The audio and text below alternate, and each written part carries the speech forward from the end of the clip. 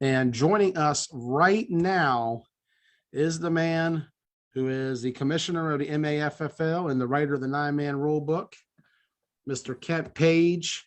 Welcome to the show. Thank you, Joey. So, Kent, how you doing this evening? I'm doing okay. Okay. Hold on one second. All good, my man. Oh, there we go. Perfect. So, Kent, MAFFL concluding yet another year, 2021. Things got back on track, finally back home at Tucker Road, crowned 2 champions this year in Scorpions and PME. What was your thoughts on the this past year down there, Tucker? I was happy that the weather cooperated. We had no rainouts, we had no rain delays, so nothing like that.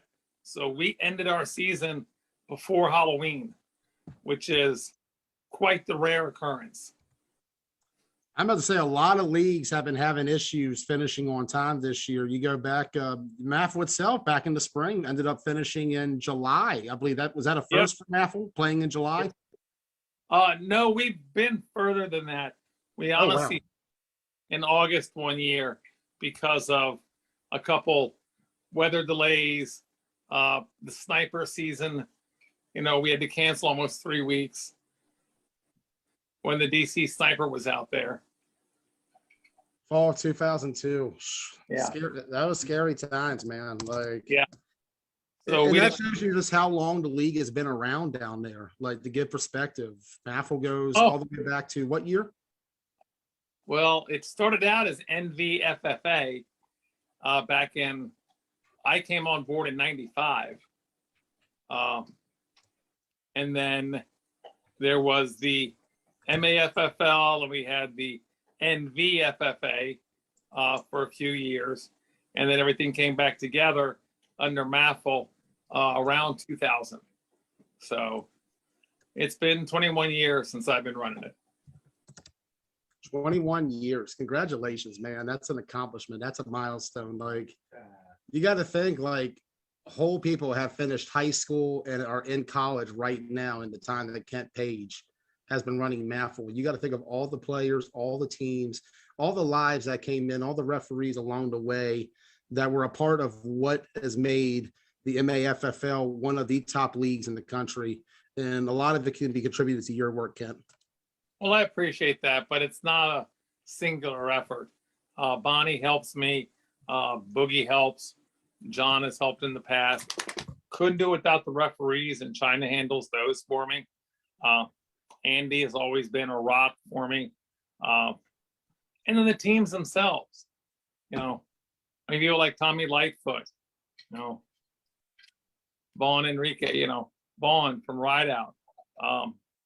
Even, you know, Daryl Overton, Nasty from the Metro Dogs, you know, Sean Gibson from WAC.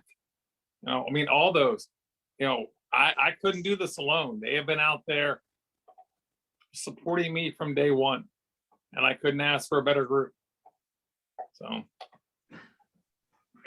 I'm proud of the work you guys have done out there. I really am. Like, I haven't had a chance to be down there very often. The first time I visited Tucker was in 2019. wow. There, Ross? Yeah, 19 Capital Classic was the first time I went down there to check you guys out and see what you all are doing down there. And honestly, we'll be airing it later tonight. After this program, we're going to have the 2019 Capital Classic documentary out there. We got 9 games from the tournament, condensed down to the best plays, all the way to the championship game at the very end. Nice. Well, one of the best at Tucker Road is they have bleachers on all sidelines now. All right. And they're covered. I saw that when I was up there in July. They have, it was great because like that day when I was out there, if you remember, Ken, that heat was killing me. That was some brutal heat out there. Well, heat won't be the issue this weekend. Lack thereof might be, but you know, hey, it's a tradition down here to always have a cold November tournament. It's just a matter of, do we get the rain? Because that's been a factor the last few years. well, the best part about it is Any rain coming, supposed to come tomorrow night. Be out of here by Friday afternoon. We're done. We're good. So That's going to be great. Like, okay, that's good. Cause like the last few, like I even go back to like when it was still Hagerstown, we had a lot of inclement weather, snow back in 18, rain in 17. We had hail and sleet and freezing rain in 16. I remember being on Too Much Talent sideline against the ALU Panthers, and my hand was just so numb that it took 2 hours for me to warm up by the time I got back inside. I remember, I think it was 2013. It was 65 degrees on Saturday. And when we got back up to the field on Sunday morning, there was 3 inches of snow on the ground.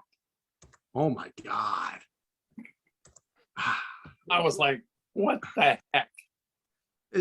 You can't predict it either. Like for some reason, like November weather just springs up on you and just lays it on this time of the year. I can remember playing where everybody was up in their cars, and when like the offense is in the car, and then when there's a turnover or a change of downs or a punt, defense runs up to theirs car and the offense is running out of theirs because it was that cold. So, but luckily we get away with that this year. It'll be cold in the morning, but the afternoon will warm up a little bit. It'll be cloudy. Football weather is what we call it. Yeah, that's what it is. I'm gonna love it, man. Like I'm really looking forward to coming out there this weekend, checking out the Capitol Classic. This is going to be a really awesome event. I'm gonna pull something up real quick, Kent. Let's go ahead and pull up the graphic. Take a look at everybody and seeing what's going on for this weekend. Well, before we get to this weekend, let's get to tonight. Because tonight, Kent, while we're going to talk about the Capitol Classic, it's more than that. Let's get to tonight. Because tonight, Kent. There we go. Somebody mute me. What's up, Kent? Hey, more than that. Oh. How are you? Kent, Hey. this is about you. Tonight, we pay tribute to you and your career in 9-man flag football. And thank you for all that you've done for this game. Y'all don't need to do that. You deserve it, my man. You've done a lot of great work over the years. Y'all don't need to do that. Absolutely, we do. My man. It's well deserved. Yep. Is that a nipple? Well deserved. Old fool. What was that? It looked like a nipple, right? It did look like a nipple. That's what I thought. Wow. I was like, Kent's getting a little more for a surprise here. Wow. I could use it. I only have one.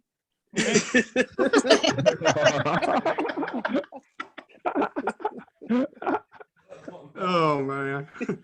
Oh no, I got one more guy looking to join in here. Let's get him in here too. I don't recognize this name. Let me see who he is. See if he pops up. Yeah, it's a special occasion. You got to dress professionally. Yeah, Joey got the shirt and tie on. I know. Wow. I'm in a Pinky and the Brain shirt. Oh, Wow. I love that. I love that. Well, I'm rocking And- the only 9-man team shirt I have. She rocking the Rampage hoodie. That's a nice hoodie though. That looks awesome. It's a nice hoodie. Who else I'm is really- here? Jamie joined in, but he's not saying anything. What's Wolfie's going in. on, guys? Hey, Wolfie. How you doing? I'm doing well. By the way, my condolences. Thank you very much. I appreciate it. Oh, Appreciate it. so. So what do we got going on here? Why are all these people here? Cousin We're here Joe. tonight. Do it. This is my life in football. Okay. 'Cause it's- Pretty much. That's the best way to describe it. Not going yet. Okay. Shut up. That's the point of it, Kent. the point of it? Oh, lady, What's the point of it, kid? Is that Eric with the microphone? I don't know who has the feedback. It's not me. Is that Eric with the microphone? It sounds like a car right here. You gotta mute somebody. Oh yeah, somebody got mute. I can't figure out who it is. You gotta mute somebody. I'm gonna guess. I guess right. I guessed right. It was Monet the whole time. Oh, of course it's Love Monet. Monet. He has to make an entrance. I guess right. It was It's me? Oh, back on you.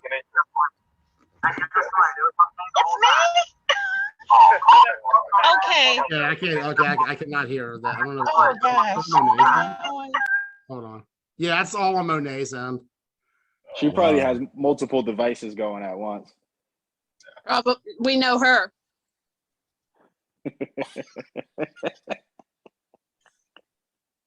So, anyways, Kat, this is all about you, man. Like, you've made a big impact on this game. You've been around it for what you said, 1995 was your first year of being involved in MAFL in the capacity you're in now. 2000. 2000, okay, 95. You Joined said in something 95. Joined in 95 as a player, officially. And then, it might have been before that with the DMV FFL. It was Oh. before that. It's been a while. Oh, One too many hits to the head. But I became commissioner in 2000. Me and Steve Lee were running it for a while. Brett Gavin was our head official. As time moved on, Brett moved on and asked China to take over. Steve Lee moved on. Yeah, we've been through thousands of officials. Seems like that. Why do you keep pushing them out?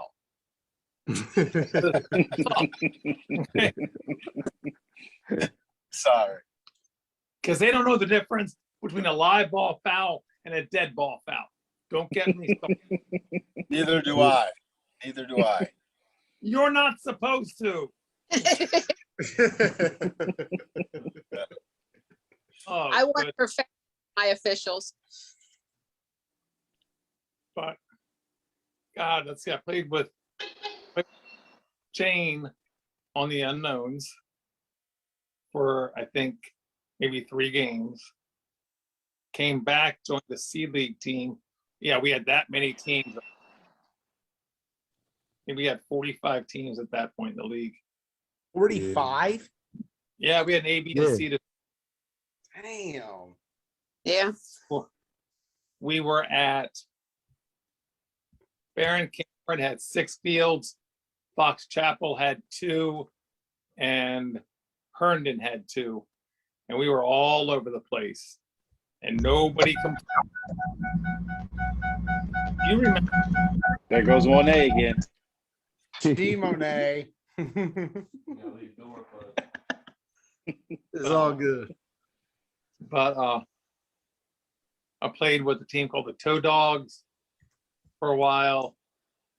Came back, played with the Unknown Raiders, which was a combo group.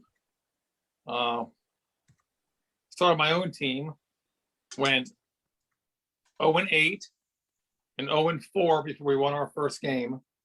And 2 years later, we were hosting the B League Championship. Oh, nice. Hell yeah. It was nice. What was it like back then? Like, how much different was the strategy and approach to the game that a lot of guys were doing then compared to what it is today? Slants aren't free. It was a bit more physical. But here's the odd part. Nothing was personal. Yeah, it was We would- understood. We would beat each other up for 2 hours on a Sunday if you had a doubleheader, and then meet you at the bar to watch the game Sunday afternoon. Hmm. What happened last week had no effect on what happened this week. That big difference. Mhm. Shake hands, move on. Next down, next game. I wish it was still like that. Guys do take a lot of stuff very personally these days. It's a shame because like the aspect of sports element is kind of thrown out. I think people forget this is a competition at times where you got to take things in stride. It's football, man. Yeah, and at the end of the day, like no use in arguing and fighting or bickering and all that. The skill of trash talking has disappeared. Trash talking now is, you suck. You can't do shit. Or they'll attack family or something like that. Ajax, for those of us that remember Andre Jackson, Ajax told one person, he was playing center, he's beaten up for a nose guard, and he's telling the nose guard he's soft. Matter of fact, he is, he's Charmin soft. And then sort of walking back to the huddle, turn around and says, you're not even good enough for Charmin. You're Cottonelle. You're a disc soft. Wow. To me, that's trash talking. Okay. Yeah. One team was bragging that their kicker could kick from 55 yards. And in practice, that's what he was doing, 55 yards. And Boogie lined up on the outside edge and came around the end and blocked the kick because the holder muffed the snap. And Boogie looked back at the holder and looked back at the kicker and says, you might be good from 60, but he can't do shit past 7. I mean, immediately at the game, boom. I remember in Virginia Beach one year, me, John, and Boogie were rushing, and I got killed in the back. I mean, I had a clean shot to the quarterback. My hand is out for the flag, and all of a sudden, I'm just trucked. And this was it. What was that high school we used to play at? Robert something. With all the little prickly things on the field. Yeah. Oh. I mean, I get up and I got these things on my face. And Those I'm little pissed. small ones, like the little small as the little Yeah. birds. I know exactly what you're talking about. Oh, those are terrible. And I got up just ready to just jump in someone's face. And I look up, Ed was your white hat. and there was no flag. And I'm like, what the actual? And he looks at me and goes, that was your son. My son trucked me to get to the flag. That's great. I'm like, I have no respect. That's tough. You know? A sacrifice had to be made. Always love. Exactly. Always fair and more. Uh-huh. I love that. I love that. But I mean, gone are the days where if you were a defensive lineman and you sacked the quarterback, you take the flag and give it to the offensive lineman you beat. I've done that. I've done that. Actually, I like Yeah. that. I did that back in the day. I did. Uh-huh. Hello, Mr. Winter. How you doing, Kent? I'm doing good. It's good to see you, buddy. Good to see you. Thanks for dinner. You deserve it. So, It was very good. What'd you guys end up getting? steak and potatoes. I can do the steak, need the protein. I'm glad you enjoyed it. So, but because I mean, quarterbacks get real ticked off when they got to keep taking the flag back from the right guard or whatever. Come here. We're getting chased down the field, Steve.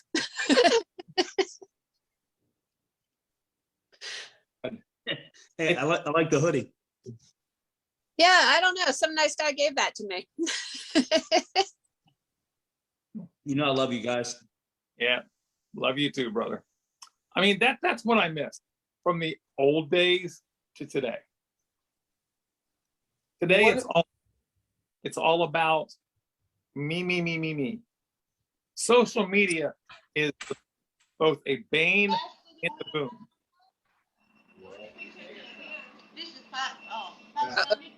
Dinner. So, that's been the big thing. But I mean, I still see it sometimes. I hope to see a lot of it this weekend, because we got a good tournament out there this weekend. Yeah. Like, I'm really looking forward to it. Like, I'm really glad that you're able to get this tournament off the ground again. The last Capital Classic in 19 was kind of a last second shift from up here down to there. This time around, there's a lot more time for teams to get invested, get ready for it. They're prepared. This is going to be an awesome tournament. You're going to see the best of the best. I'm almost, aside from a few names that are missing on that list, come out.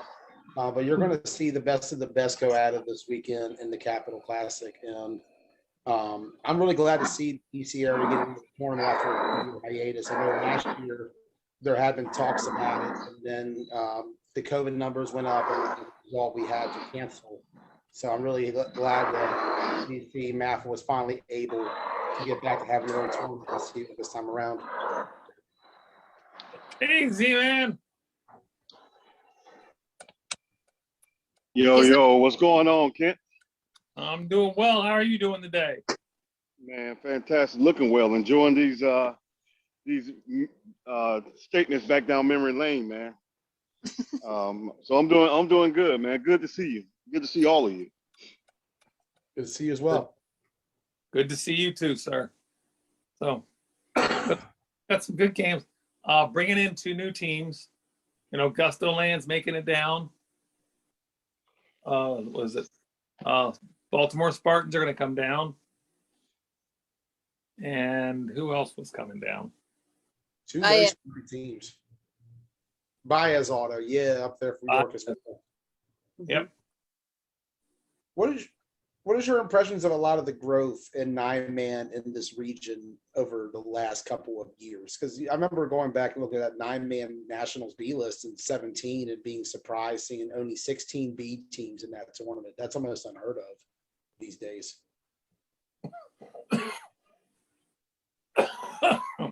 Excuse me. Okay, Cap. Teams have gotten leaner.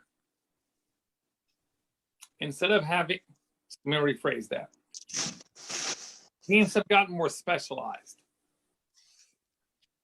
They're no longer it's no longer 15 guys on a sideline just doing whatever they can. They're coming out with full 27, 30-man rosters. They got a full offense, a full defense. And with that, you lose some teams. You get 3 teams with 30 people, that's 90 guys.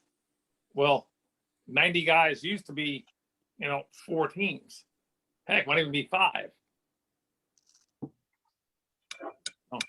it's because you've had to get specialized a little bit.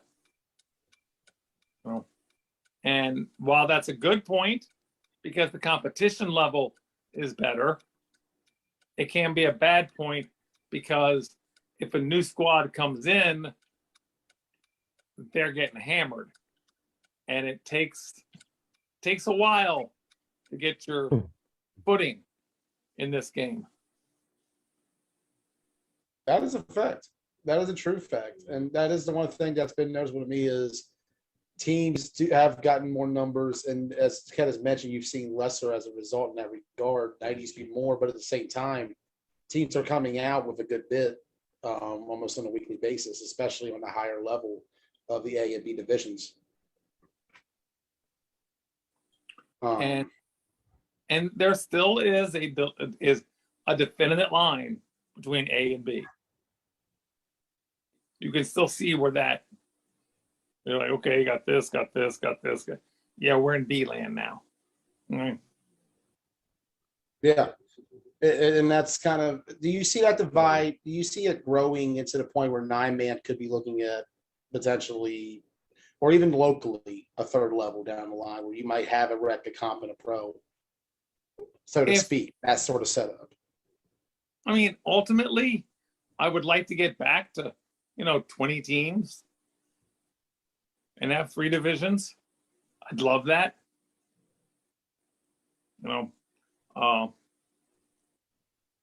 I don't know if right now, if economically that makes sense. Right.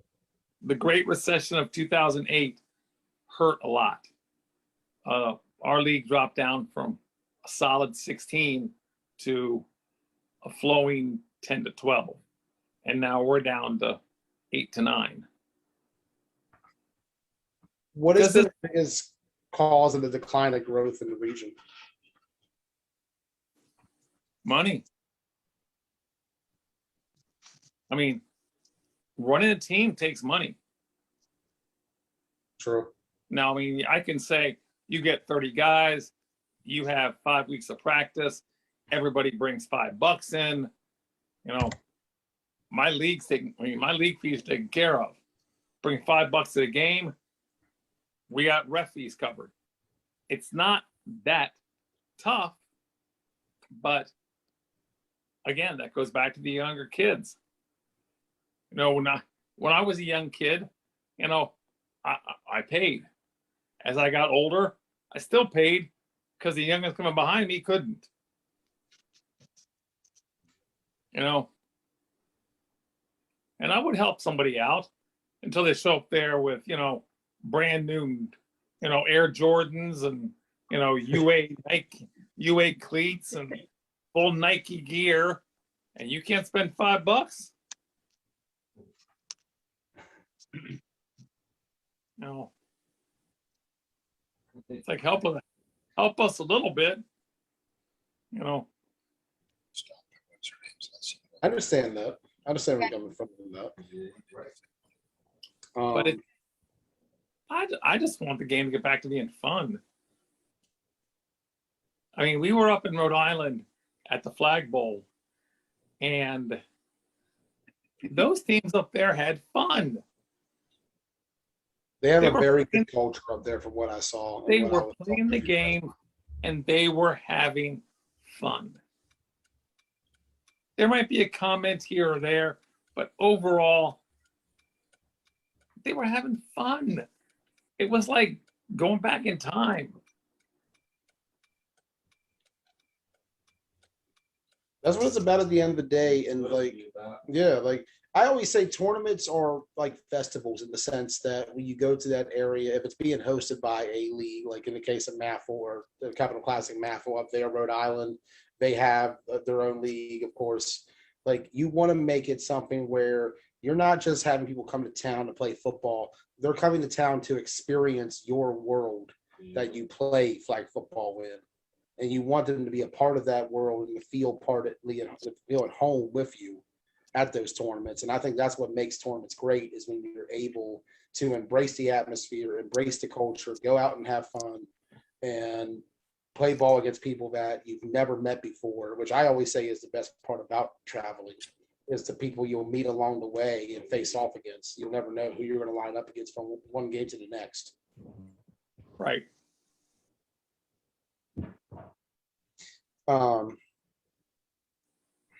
Anybody got anything for Kent on your guys' end?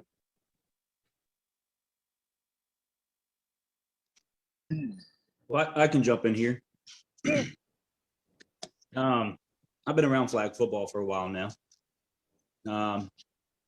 Went from playing from watching as when I was younger to playing to now more of a coaching role.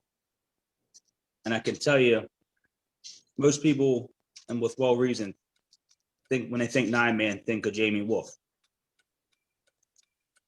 I know I can speak for myself and a lot of others around the DMV. When we think of 9-man, we think of Ken. He's the reason a lot of us have stayed around so long, not just the excitement of the game or seeing the game evolve. And as Kent was alluding to, the game's kind of shifted a little bit from being about being out here supporting each other and having a good time and being competitive as hell, but making it more about certain players or certain teams or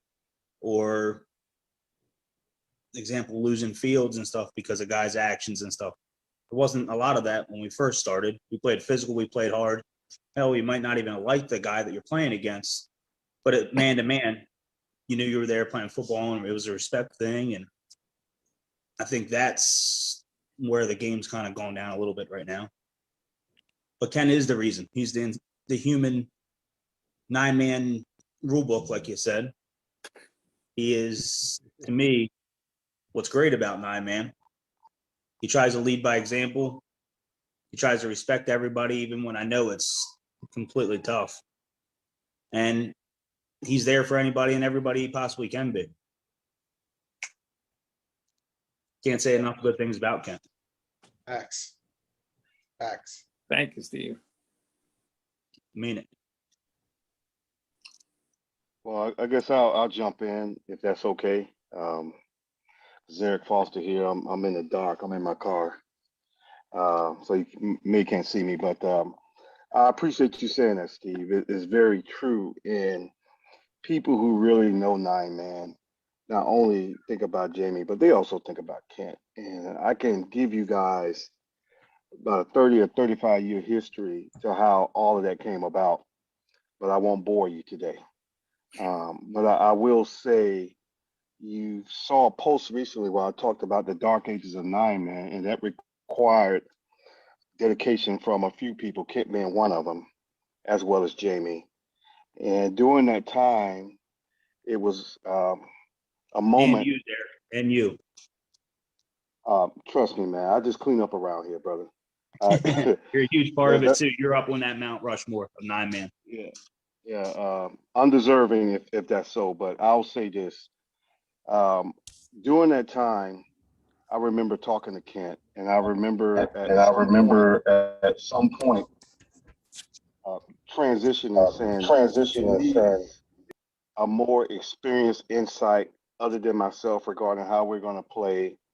As well, you guys know Seb was involved in that, and Andy Hoffman was involved in that, and Jamie Wolf, and a few others that we called throughout the day. But Kent readily stepped up. And you guys may not know this, but I called Kent and bounced 100 things off him. And for some reason, he answered the phone and says, "Hey, boss." It always fucks with me because I remember officiating when Kent was playing when he was young. So I say all that to say what Ken is for us, for me, is unmeasurable. And I wish I had the time, and I think I will make the time to really tell the story of 9-man involving Kent Page. From my perspective, from my ideas, what transpired and how beautiful it was for Kent to step up and assume the role that he did. And we are parallel and we work together, and he has been a friend and someone that I look up to. And I think Kent can attest that I'll call him before I do anything and bounce it off him regarding how we play, and even just in my own personal life or other things. So what you said about him, it makes me happy because it's exactly true. And I wish more people outside the DMV area recognize Kent for what he is to us and everyone else. So I want to make sure that I offered my sentiment on that, what you just stated. So I appreciate that, Steve. I gotta argue here a little bit. Of course you. Of course I do, because I don't believe Kent was ever young. I'm convinced that the that I met, who has always I've been an old guy for a long time, and I know we talk about a lot of different things that it sounds like it's us old guys again, but I don't remember.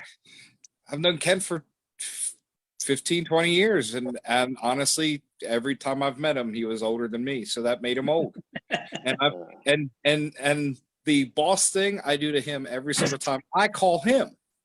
So none of that changes, and he says his back, and we can't decide who's in charge most of the time, so it sort of works out okay. But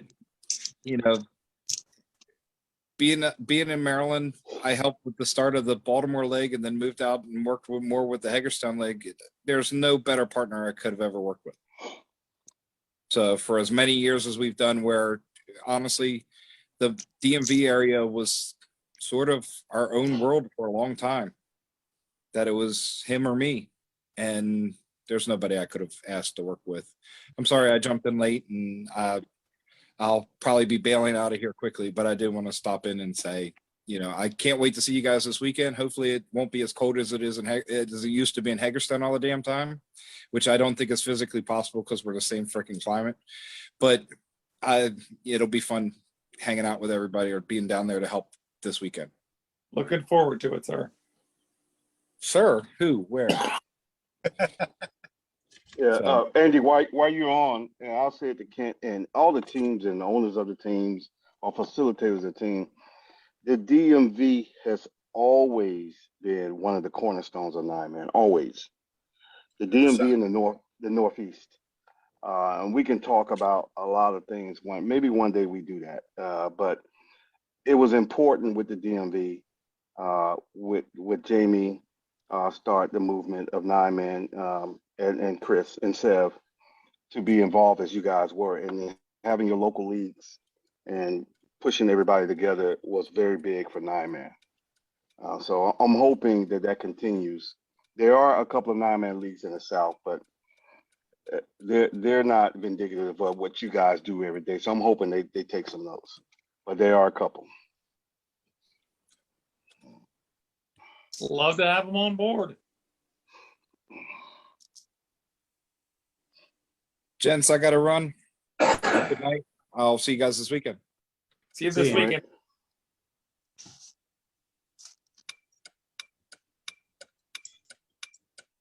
I'm really looking forward to this weekend. This is going to be a really awesome time. And we talk about it Cam, we really do appreciate all you've done for this game, and all that has come from your work over the years and the work of everybody down there at MAFL.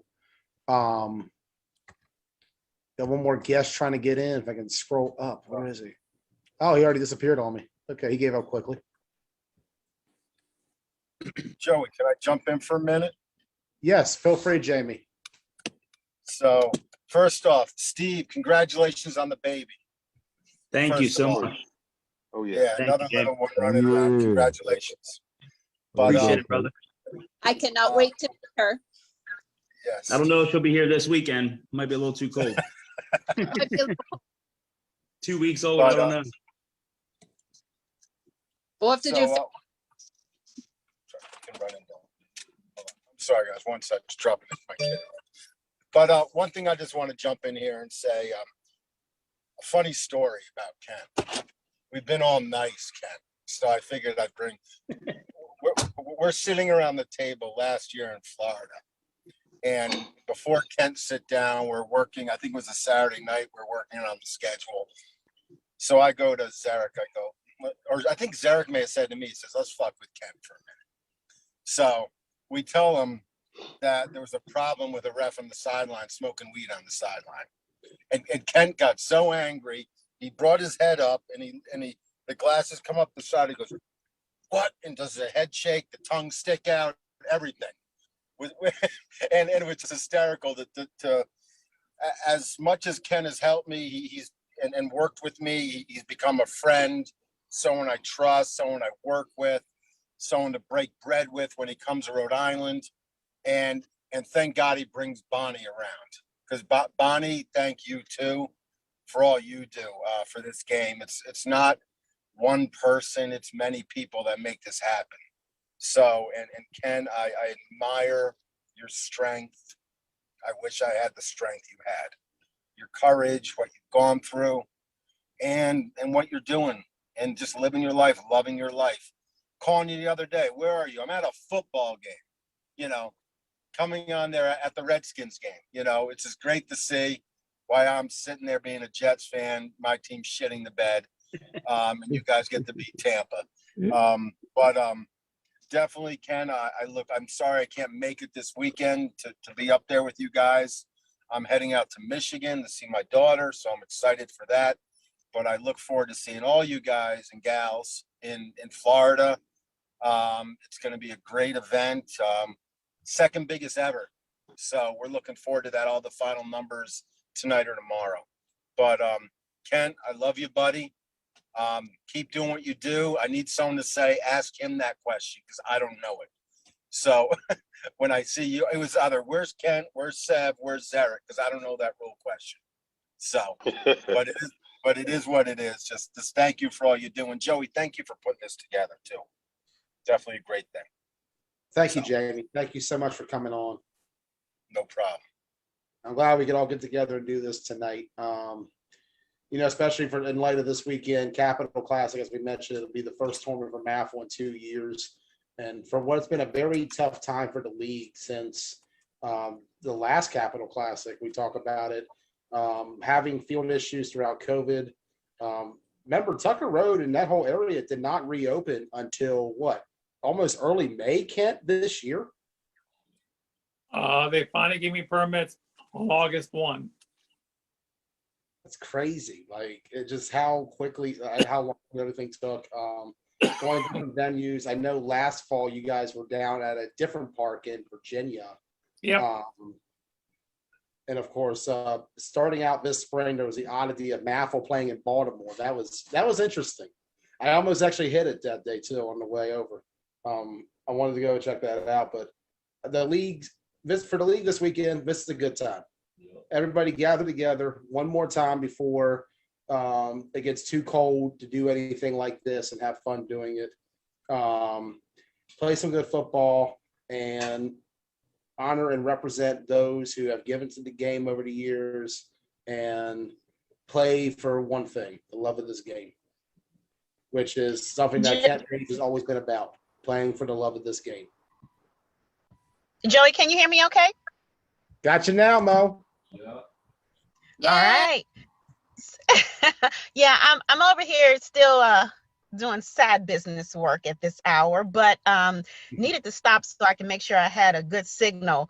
But number one, you can't say Kent without saying Bonnie. I mean, they're one. I'm gonna call them Ken Bon. They're one. And I know without that lady, the man can't exist, huh, Bonnie? But no, seriously, I have known Kent and Bonnie long time now. Years, close to 20. Kent was still playing, still doing his thing on the line, making noise. And I didn't know, you don't realize that you're building a relationship until you look back and say, hey, we have a relationship. And through the years, Kent and I have built that relationship. He's always been one to give me the respect, that football respect. And I've always respected him for that. Because a lot of times, as we know, women, it's like, hey, get over there, stay in your place. This is a men's football game. But Kent was never like that. Even when we owned a team or played on a team, or I was coach and I was in the coaches group chats, he always gave me my respect, and I'll always have that in the top of my mind. He also, on the sideline, he would come and we would talk junk about, some of the guys out there. Little private junk talk, hey, Kent, yeah, he's an asshole. Yeah, he's an asshole. So, and, for Kent to run this league, he takes so much, y'all know what, off of people. He's taken that for many years, and he's never broken. He's never allowed it to break him, no matter what's said. I mean, guys get on there and they're rude, they're disrespectful, and Kent has always been the professional. He's never addressed anyone outside of anything but professionalism, no matter what. And you got to respect him for that as well, because this league isn't easy. It isn't easy at all, especially nowadays. It's new. It's changed from, the good old Metro Dog days, those guys, to these guys. I mean, it's just a little different and, keeping it real, but he's adjusted. and I always say you got to adjust to the times, and Kent has done that. I also respect the fact that he took the time to do a show with me. We had an MAFFL show a couple years ago, pre-pandemic, and Kent and I and Vaughn from Ride Out came on, and Kent even opened up his work conference room for us. He said, "Hey guys, let's make this official. Let's do it big. Let's do it kind of studio style." So Vaughn and I got there, and Kent had a conference room set up as a studio for our pre-game, pre-show of the new season that was started. And it was a lot of fun, and I enjoyed Kent and Vaughn. And then after that, throughout the season, Kent, I, and Vaughn still carried on that show, and he came on every week, and we talked about our predictions and crazy things that may have happened on the field, and just overall about the league. And I had a good time doing that with him. As I said, it was always good between Kent and I. I can't think of anything that happened between us that was bad. He was always like my football husband. Sorry, Bonnie. But she knows it. She knows Kent's my football husband. But I really have enjoyed my time being with the MAFFL. I've enjoyed Kent and Bonnie and the bond that we've had, and it will stay here. It will stay here forever, and they know they can't get rid of me, and they know I got the mouth, and I'm gonna stay Monet. But yeah, Kent, you've done so much for this league, and you've taken so much crap, as I said, and you still keep going. And we all love you for that, especially your football wife. So thank you. Thank you. You're welcome. Monet, Yes, you're my football sister anyway, so it's all good. absolutely, Bonnie. Not your football sister, you're my sister. Yes, that's what it's become. Absolutely. When I came back down off from the parking lot at Roosevelt the other week, it was the nicest thing in the world to see you and Kenny there. I was That's so right. happy. And whatever you all needed, we were there for you. Always will be. As always, you have been. And it's Yes, appreciated. ma'am. For now. I know. This is our family. Family is definitely more blood. It's what we have with all of you that are on this call, and so many other people that can't be on the call.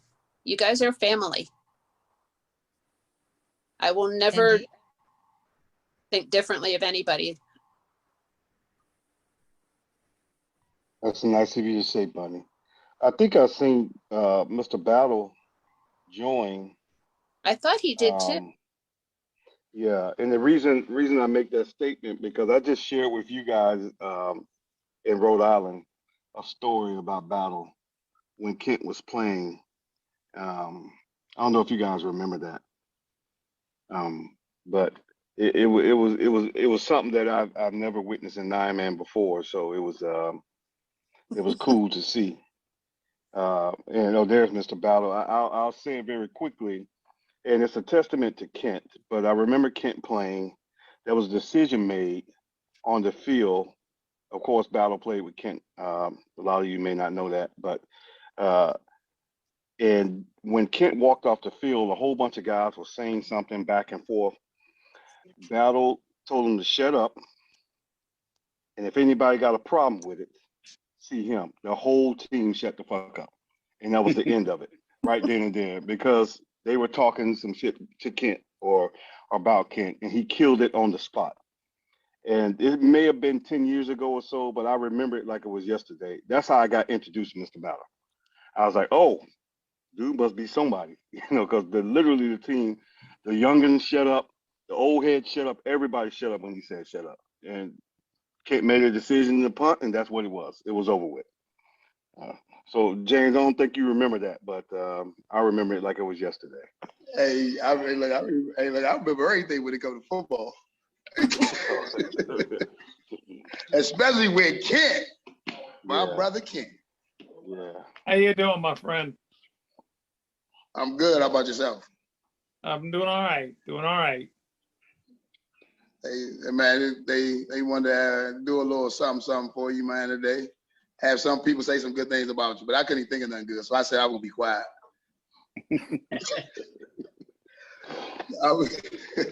Nah, I'm joking though. Hey, Kent, man, like we really appreciate everything you've done, especially in this football, especially with me and my teams, and when you, Bonnie, Boogie, John came and played with us. Like, hey, we was all the whole family. Look, we still a family even to this day. Mm-hmm. Like, and like I always say, anything, if it's anything, if I can, I got to. If I can't, then I'll ask somebody if I could. But the football, man, shoot. I remember when Kent was playing with us. I don't know what it is about playing with me, but everybody want to be a receiver. Like, that's everybody's dream when they come to play with me. Everybody got to catch touchdowns. So, hey, look, my favorite Kent story is when we was playing football. When we was playing, they was like Kent was at tight end. We was in Owens Mills. No, it wasn't. But my bad. Hagerstown. Oh, I ain't gonna never forget that. And they like, man, y'all got Kent playing tight end, man. He ain't going out for no pass. And Kent scored a touchdown on him, and they was like shocked that he was out there. We was allowing him to be out there running and catching touchdowns. So, hey, look, man. I enjoy passing balls. Drop, even when you miss the block, because you want to be Tony Gonzalez. You just want to catch touchdowns. You ain't want to block no more. I remember him being hit because he didn't turn around in time. Oh, I ain't even look, you said bring up a good moment. I ain't want to bring up that one. Tell me when I hit him in the back of the head with the ball. What'd you say, Kent? I learned. Oh, yeah. The goal is once I clear the line, turn my head, look for the football. That's right. I'm on that. What's up, Steve? Joey, my bad. I apologize for acknowledging my peers. Good to see all y'all good people. Indeed. They doing battle. Hey, Steve, congratulations, man. You on team No Sleep yet? I think I'm one of the lucky ones. She's been sleeping pretty good. Oh, yeah, you lucky right now. Oh, it don't last. Hold on, It look. don't last, man. It might not, but right now, hold on, I'll show you. Oh. We got baby. Hey, Bonnie. Yes. Can you come downstairs for a second? Oh. Now I can't. I ain't gonna lie. She get mad I'm waking her up now.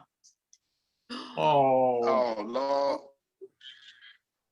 Still I ain't gonna lie. Better you than me. He's good. I figured I'd start now. Better late than never, right? Yeah. Yeah, true that. Beautiful. That's all right though. Absolutely beautiful. What else y'all got planned? Who else ain't speak yet, man? I'm sorry I got on late. I'm still at work, if y'all see. Eric And Ball. yeah, two of our teams, they made the playoffs, so we try and get them ready for Saturday. John is driving, so he's not talking. Oh, okay. But he says, by the way, you're welcome for the national championship. Oh, shoot. He ain't the one that did the work. Man, it was me and BJ that did the work to get us that. If you want to be correct. I'm joking. Look, everybody played their part in that one. Nope. That one. This one? You guys don't mind me saying, I think my favorite Kent Page story, Essex League folded and it was in flux. And Rampage didn't know what we were going to do. I always say it was our worst season with only one win, but it was a season that kept us alive. Rampage might not be playing today. So Essex folded and we didn't know what we were going to do. And I messaged Kent, and Kent and I were just talking, and he said, well, we'll do what we can. Bring your team down here. So every week we made the trip with 8, 9 guys. And I'll never forget it. I dislocated my elbow. I landed on my arm. My arm blew out of place. And instantly I was black and blue from my palm up to my armpit. But we didn't have enough to field a team each week, and I was always there. And I always have put my hand in or my arm in a hoodie and put it in a pocket. And I'd go out there and do the best I could with one damn arm. And Kent walked up to me and he said, "Are you stupid? This over a game, you might not be able to." And at that point, he saw my competitiveness and I had seen his, and we've had a couple brief stints with the Red Knights through Hagerstown and stuff, playing together once in a while. And it was, I mean, I can't say enough. After that was our we had talked a couple times, but after we kind of broke the barrier, broke the ice of just being good friends after that. When he came up and was, "Are you stupid?" I mean, he used a couple other words, but it was a great moment for me, and I'll never forget that, Kent. You guys, not that Rampage is the greatest thing, but you guys really helped Rampage be where it is today to even have a team right now. I don't know what we would have done if we had to miss that year. So I thank you so much. My pleasure. So it's your fault. It's your fault they team is good, Kent. That's what you get. That don't make no sense. It's like, nah, it's like, nah. Petty is as petty does. I'm sorry. That's funny. And I think that goes saying, I don't think there would be many teams coming out of the DMV if it wasn't for Kent. Eric's awful quiet.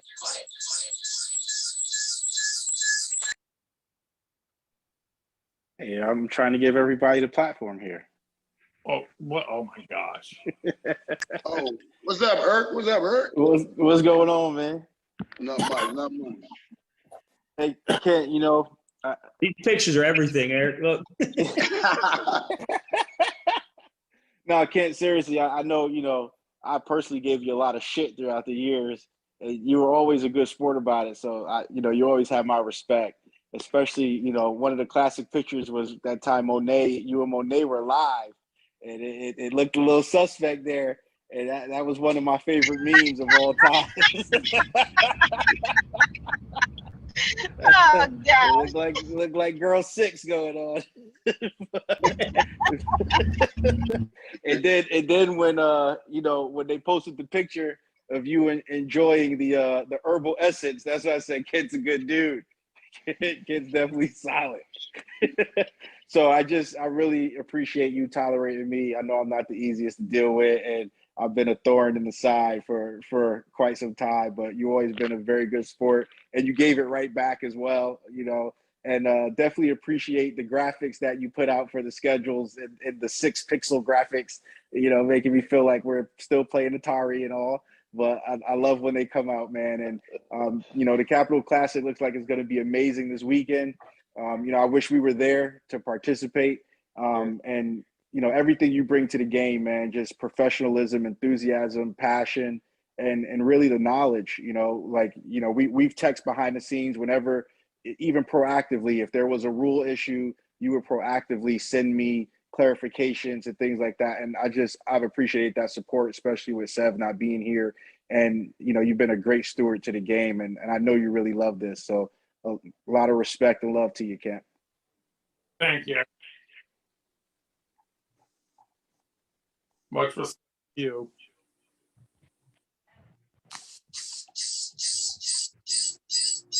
Who's that? Gotta hit mute. Okay.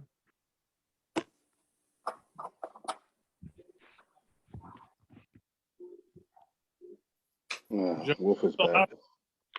I thought of one story I was watching online on the thing when you had to take a smoke break, Wolf. Not yet. I just I picked up the kid, and smoke break will be soon. 2 years ago, Eric, with the microphone, the megaphone. Yeah, he yelled at me for having the fucking megaphone, and then he takes it. And he uses a megaphone to yell at you. You cannot use megaphones. You cannot use megaphones using the damn megaphone. Yeah, that was it. That was awesome. was it. That was awesome. That was hysterical.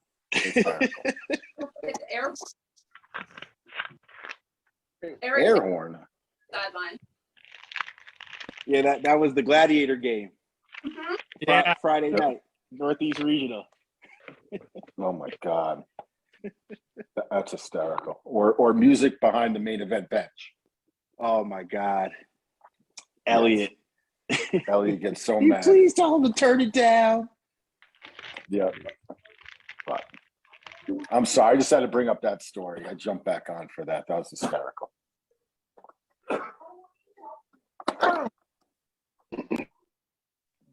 Yeah, that was funny as shit.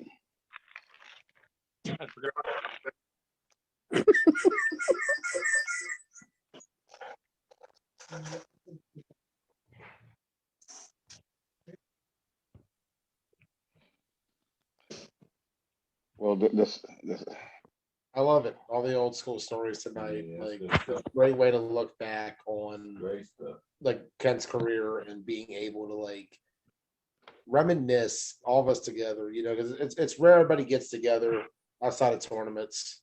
I'm glad we're able to do this tonight. This has been a really awesome time, and especially getting to know everybody and hear stories over the years. And Ken's been a big part of my own flag journey. Like honestly, like Ken was one of the guys I looked up to the most in the flag game. Still do, Ken.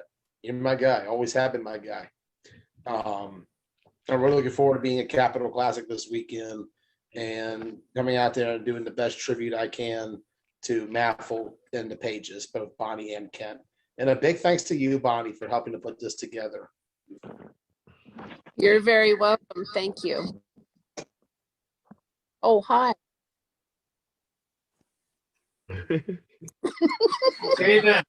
She said, "Oh, hi," and it cut away like immediately. Right. That was Right, kind of right. scary. I was getting the evil eye because he had no idea what was going on. Oh, good, good. that sounds about right. Joy, you should have seen Kent's face when I told him you had a damn pizza on the field. Yeah. Um, Now I wish I had seen his face. Pizza gate. They don't mind it then. That pizza, oh man. It was good though. a whole pizza box on the field. Little Caesars and that.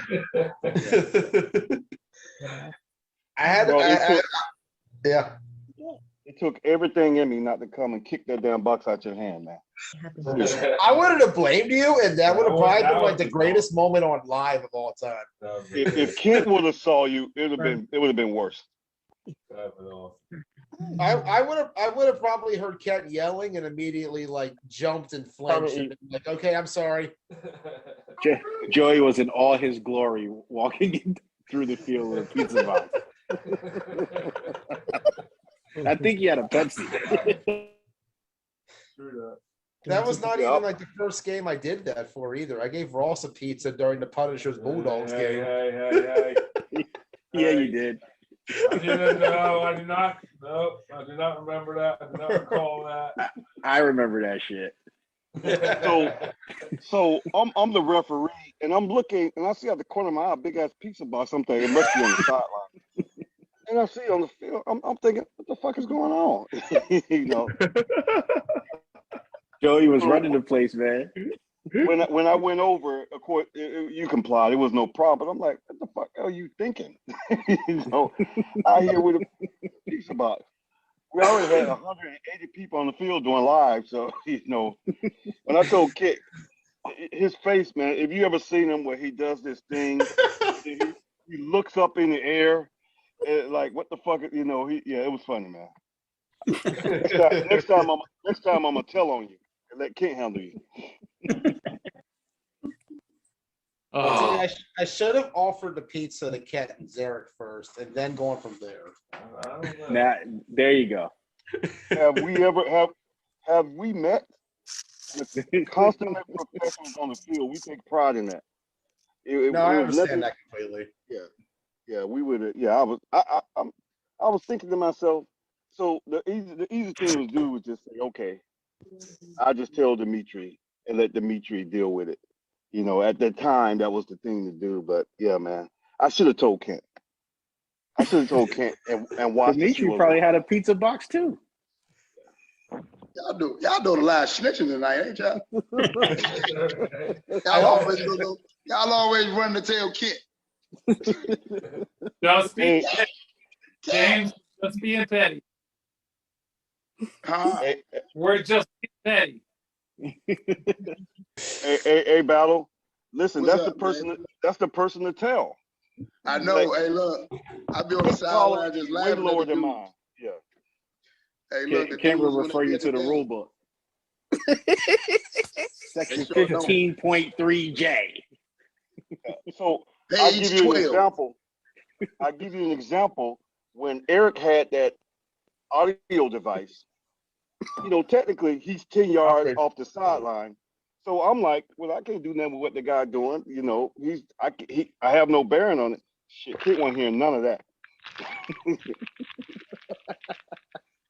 So if you go tell Kent, yeah, I apologize for what I'm about to say. I apologize what I'm about to say. So don't hold this against me, right? But I got a saying in the officiating world: if you fucking with me, you fucking with some rules, black and white. You know what I mean? I'm black. Kent is 10 times worse than me. So so I just want to make that point. You tell Kent that's what you're gonna be dealing with, some black and white, strictly. Hey, look, we know that one. We came to a compromise. They told me as long as I wasn't directly behind the bench. Once he started chewing on his tongue sideways and he look at you, you can chalk it up as an L. He'd be like, did it? I mean, you might as well just walk away and be like, all right, you good, you got it.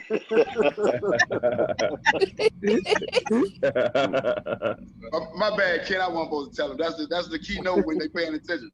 If they look and see that, then they just might just go ahead and give up. They Yeah, good. yeah. He's not changing his mind.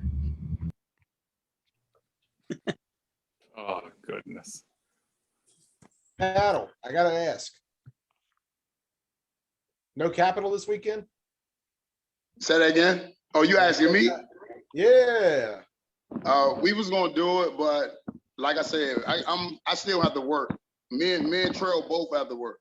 So we didn't, and the other quarterback, his team, yeah, and Lil Tate, his youth organization is playing too. So we weren't gonna be at 100% to be able to participate. No, good call, good call. Just save that energy for nationals. Oh no, we getting ready. We're gonna surprise a few people, man. I mean, I look forward to seeing what you guys got. I like what you guys have put together so far through those first two tournaments. yeah, I mean, you still gotta, you know, sometimes you gotta do addition by subtraction. So once people jump off that ain't really 100% committed, then I think it'll be rolling a lot smooth. There's a lot of growing pains to it, especially when you're coming together with another team in the league. Well, I Just mean, finding that the right part, niche. hey, you know what's funny, Joey? It's been easy though. It's easy because like most of the guys I've known them forever. Like Trail, I used to coach Trail when Trail was a kid.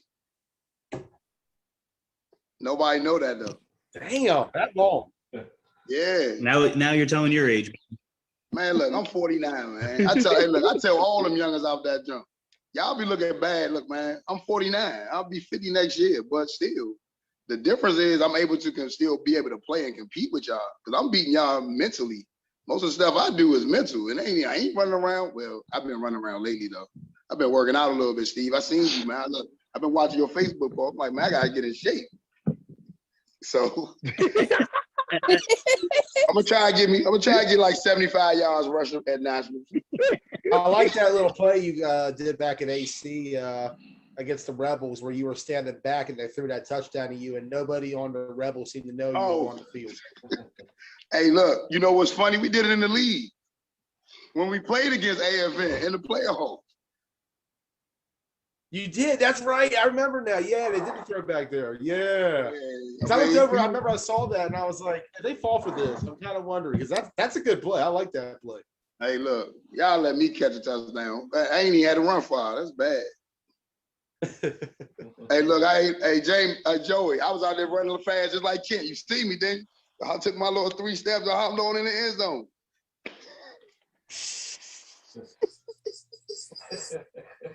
Put it in the work there, Battle. You do great work out there, man. Most definitely. I'm gonna be out there after my kids' games, but I'm gonna come out and check out some of the games. Be out there to support the league, the Capital Classic. What y'all got? Some shirts or something? I need a shirt. We say you need an official? Oh, you need an official for the weekend? I might do that. I might. Hold on, Kat. Let me put you on camera. Let me put you on real quick. What's that? Show it again, Kat. What's that? Oh yeah. Capital Classic champion ring. Oh yeah. All right. What? Oh, Yeah. that's right. I'm about to get on PME team so I can win. Facts, Battle, facts. Just sneak in and take a knee on the last play of the championship game. That's all you got to do. Hey, look. Hey, Joey, I don't even got to go and take a knee. Look, I go get on the line and line up with them dudes to block, man. I don't care, man. I ain't got to throw no pass. Okay. Look. I like it. Watch. My phone I know my phone, somebody about to start texting me, be like, hey, you trying to play for real, B? What's up? I know it's going to come. So, but hey, Ken, all jokes aside, hey, can I ref? You need some officials? China covered right. Say that again? China has been covered right. Oh, all right. Let me know if y'all need a stand in, man. I got my shirt. I got my whistle. Finally. That's right. You better bring your little butt out there. Finally. Hey, what's up, Mike? What I just said, y'all. Told y'all, look. What's I up, got a baby? message already.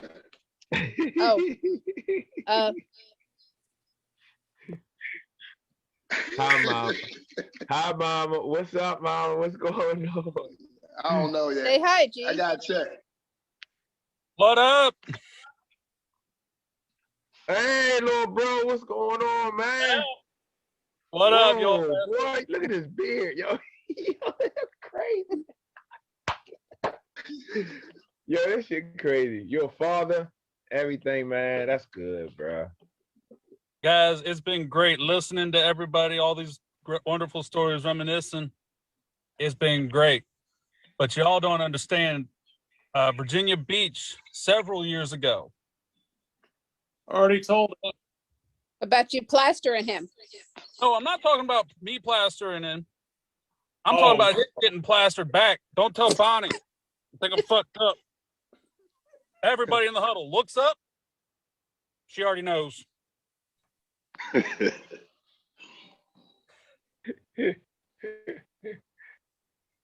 Yeah, that was bad.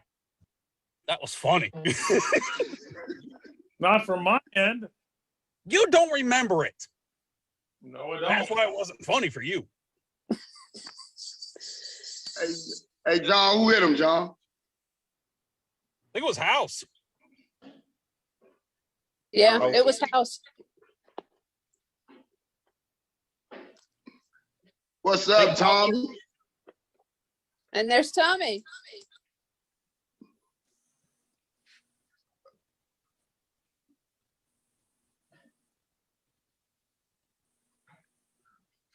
Tommy must be on mute. Come on, Tom. You got too much money for your phone to take this long. Come on, man. I just got off work. Give me a minute.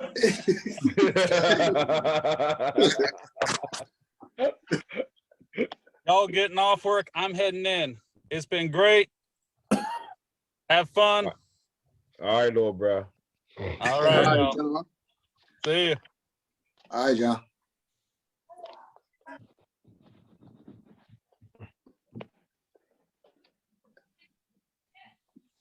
What's up, Tommy? They want to hear your best Kent moment.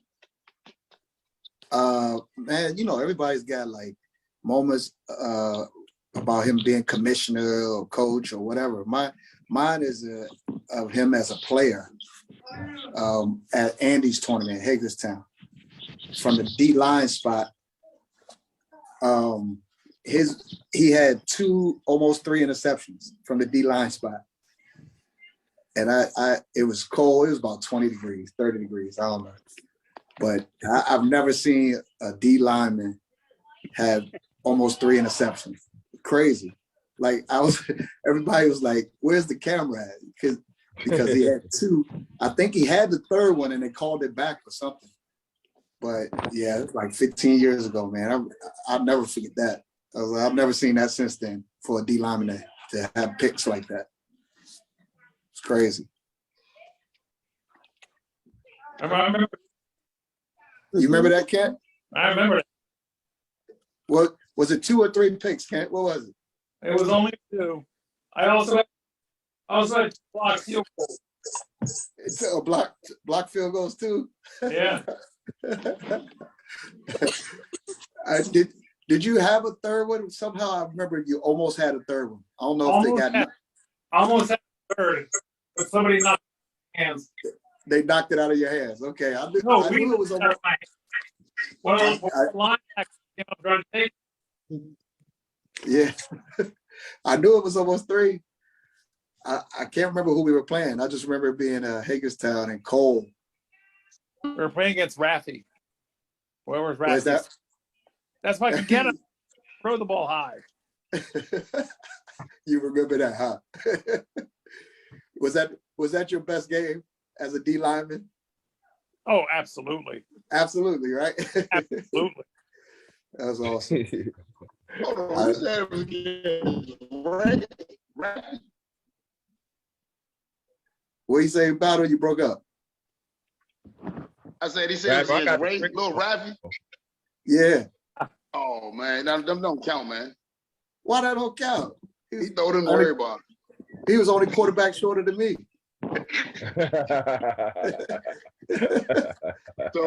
So Ken a polar bear. He can only play in Hagerstown. Yeah, he played good in cold weather. He played good in cold weather. Man, because I ain't gonna lie, I wasn't even trying to get out of the car in Hagerstown. I know, right? Man. Until the last minute. Look, when they call the coin toss. Shoot. I didn't even get out of the car then. Look, I was sitting in the car watching them drive down the field. I thought they was about to score. I was gonna sit there longer. Yeah, man. I don't know what it was about the wind up there. It was always like the wind. And one time it was raining too. On that One time it was backfield. snowing. Yo, Hagerstown was like the coldest tournament like in the DMV period. I No, know. I remember. I played in it back in 2016 for Too Much Talent, and I remember. Oh yeah. Yeah. I remember that one. Yeah, I remember was that the one, one Ken. where we had hail and ice and everything coming Yeah, down. it was horrible.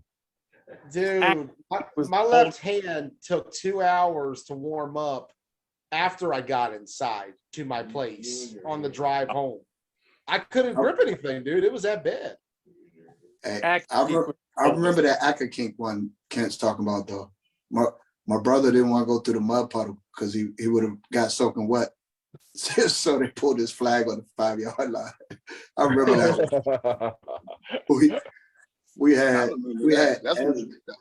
that was before the Metro Dog. That was just the dog. Yeah, we had Ezra playing O-line that day, and Smoke was playing O-line. It was no one was healthy. It was like the end of the tournament, cold. I remember that. I was laughing. I was playing with Donnell. I played with Donnell that tournament. I remember that 2016 tournament too. I don't remember. I don't remember what year it was. Before we started Explosion Outdoor, Chris and we started a team called Nightmare Outdoor for a tournament, and it was Hagerstown. And like Kent was saying earlier, between drives, we were running and sitting in the cars. It was so damn cold. Something about Hagerstown, but it is. I mean, that had to be 12 years ago or something. 12, 13, 14, something. It was a long time ago. But it was every Hagerstown team so damn every cold. tournament was cold. Every time it was cold. Fairgrounds is weird because of the fact that even in the summertime, you can notice a distinct drop in temperature. from the time you enter Dual Highway until you get to the park. Like as soon as you go to the fairgrounds, it literally is almost a 15-degree difference from where it is normally. It's bizarre like that. I don't know why it works that way, but it's just a weird oddity about that part of town. Yeah, no doubt. We only Last had one. Capital Classic was mud, though. I remember the mud got bad at the last Capital Classic, especially on field 2. Yeah, we only had one in Clinton that was that cold. I don't know if y'all remember that, the Boys and Girls Club. Yes. That one was terrible.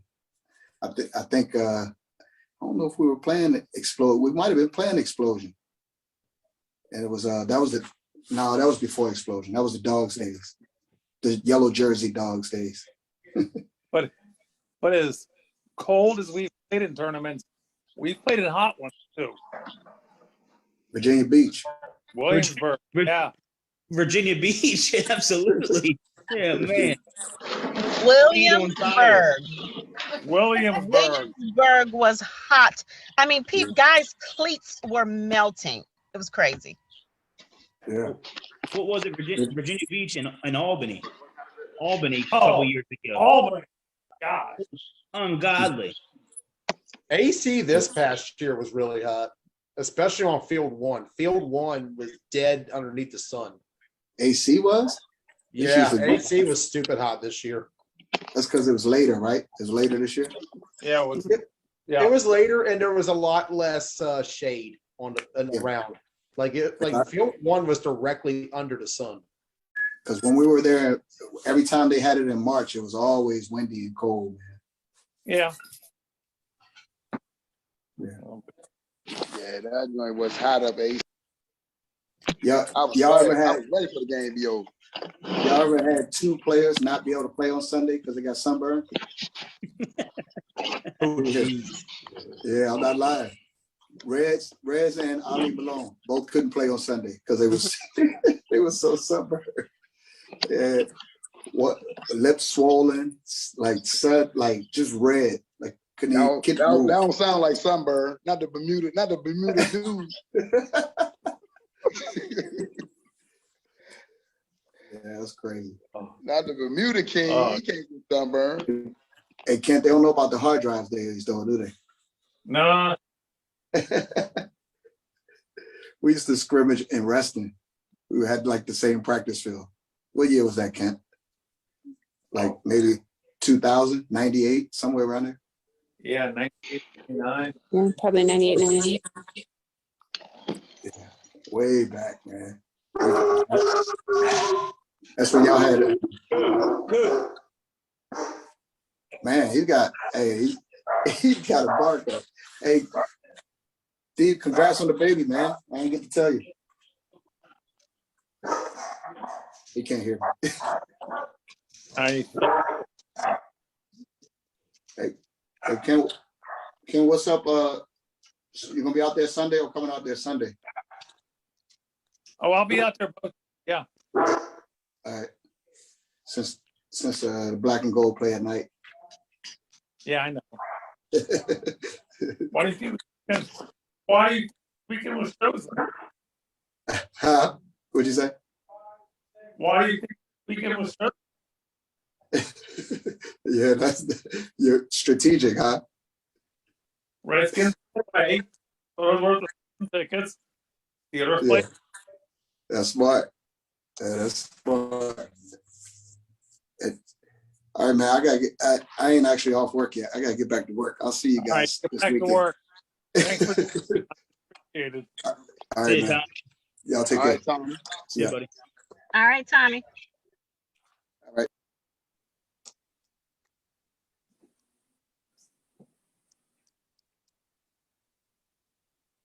All right, you out there, Joey? Still there, man. Thanks everybody who's joined us tonight. This has been a really great time so far. Kat, what are your thoughts for everything going on coming into this weekend, everything tonight, and looking back on your career? I don't say this easily. You don't know. You know, I've really never taken a retrospective on my career.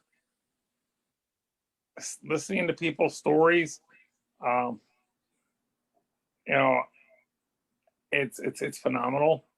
It's very humbling, you know, and I appreciate everybody's memories and stories and all that. I have a few of my own with people, but as I said in the beginning, I've never done this alone. Every single one of you on the line right now, numerous people who aren't, the young lady to the left of me on the couch, it's all one team. And without you all, I wouldn't be able to do this. So I appreciate it. I appreciate y'all taking your time out of your days to join tonight. This was wholly unexpected. So I appreciate it. Thank you. Oh man, old school. Even tonight, being a man of honor, Kent. Respect that, buddy. Big respect, Kent. Thank you. Thank you. Old school, I love you, man. Appreciate you, bro. Appreciate you. Hey, Hype, am I going to see you this weekend? Yeah, I'm in there. I'm in there. Good. I'm in my last report card, man. I got all A's, man. Nice. I got all 10s. For what? So- Officiating? You Yeah. cheated. See, hey, look. So look. Wait a minute. Hold on. So let me say that while we on here. Let me just tell James, like, so James can get the background, because he think it's all a joke. Kent has dedicated a whole lot of time in me, like real serious time. I'm talking studying a 9-man book, studying the national high school books, the college. But then he'd tell me, stay away from college and NFL. I need you to focus on high school and 9-man. He had me in the books. Then I was calling him during the week, Monday night, Thursday night, Sunday night. This is all the truth. I ain't lying to y'all. He right there, he'll tell you. And he will put me through the total ringer. And his whole point is Hype, I need you. I want you to do this because of who you are. But I want you to try to show that people can be officials that played the game if they really put their mind and heart to it. And he put me through it. So, and I'm not ball jobbing. He on the phone. He can tell y'all. He put me through it to know the verbiage, to know what to do and how to do it. So this year I became an official. And he'll tell you, I got like one of the highest grades they call us P1s. Out of all the P1s, I got an 85 the first time I took it, then I took it and got a 95. So that qualified me to play in playoff, qualified me to officiate in playoff games all around the county this year for my first year. And I knocked it out. But I just want y'all to know, Kent was my dude. I call him before game, during the game. He'll tell you this is the honest truth. I call him before game, during game. And I want James to know. And Mama, she on here too. Every week that I ref the 9-man, I took it so serious. I used to call him and I used to go over the plays that I don't think I was officiating correctly. And they would go back over the plays with me. That's how serious I took them making me an official in our league. A lot of people didn't know that. But what I was trying to tell people was, y'all don't know what Kent put me through to make sure that I know what I'm talking about when I'm talking about it. I'm not going to be perfect, but damn if I don't know what the fuck I'm doing out here. So I just wanted everybody to know that Kent is my man. Straight up mentor. He been holding my hand through this roughing thing for a minute, and I ain't gonna lie, he made me a monster. To the point was, we were at the table at Grotto's in Columbia, and I was talking and whatever, and I said, yeah, and y'all know Kent, and one of the dudes named Chris, he slapped the table. He said, God dang it, Robert, that's why you good. And I never told. I called Kent one night, but he had the ref. He was at a game. That's why I kept on calling. But you text me back later and say he was at a game. Cause Chris said, now I know why you know the rules and regulations now for P1. I was trying to figure it out, but I just wanted you to know, Kent, much love and respect for you, bro. You know, I call y'all all the time, see how you just doing, period. But I just wanted you to know, you know what I'm saying? I love you, man. You my dude. And I appreciate that work, though. I appreciate that work and everything you put me through. All of it. All of it. All of it. Because you damn near pledged me. I appreciate it. Okay, you've earned it. Thank you, bro. Thank you, bro. Appreciate you. Can I be a P10 this weekend? Huh? Can I be a P10 this weekend? Can I get a shirt? You get a P10. Now it's called a P1, bro. It's called the P1, bro. You're a P1. Yeah, Hey, look. Probationary 1. Yep. Yep. I was in my playoff games, Kent. I was up in there, baby. Matter of fact, I did them all the way to the championship. So I won't be there. Wait a minute, we're in the semifinals now. So it's the semifinals and championship. I took off next weekend because I'm doing my daughter.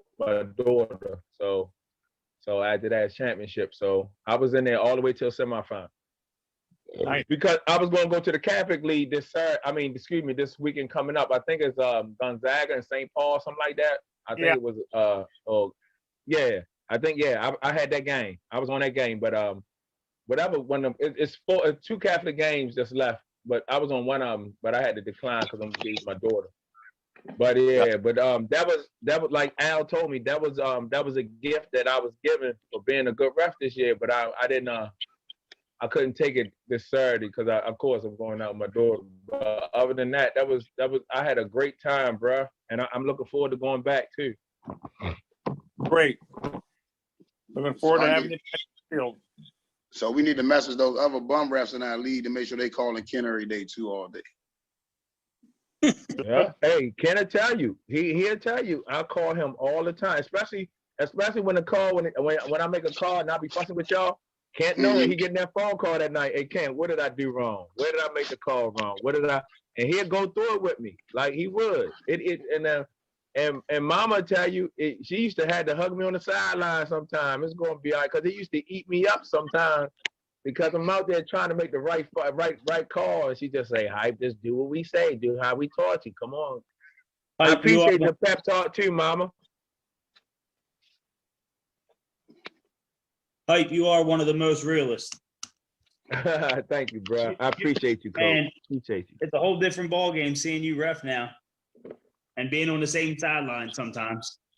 Yeah, I feel you, right? Yeah, because Zurich threw me out, Kent threw me out. Mama, she'll talk to me, but Zurich was like he definitely old school. He definitely threw me out. Kent threw me out too, cussed me out. Yeah. But I ain't gonna lie. I was kind of worse than these dudes. But at least I would show up at the games and produce. But yeah, but it's cool. It came full circle. Yeah, they talk so much, boy, and I'm just looking at them like, wow, that's deep. That's deep. That's deep. Man, you could have saved yourself all that trouble. All you do was listen to me. I told you the right thing to do.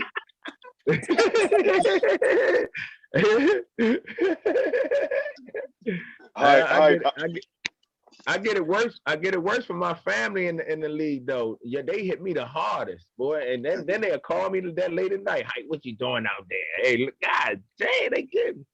But I always keep in mind, Kent, be like, Kent said you built this, you better handle it. Oh, hey, when Coop sneak in here? What's up, Coop?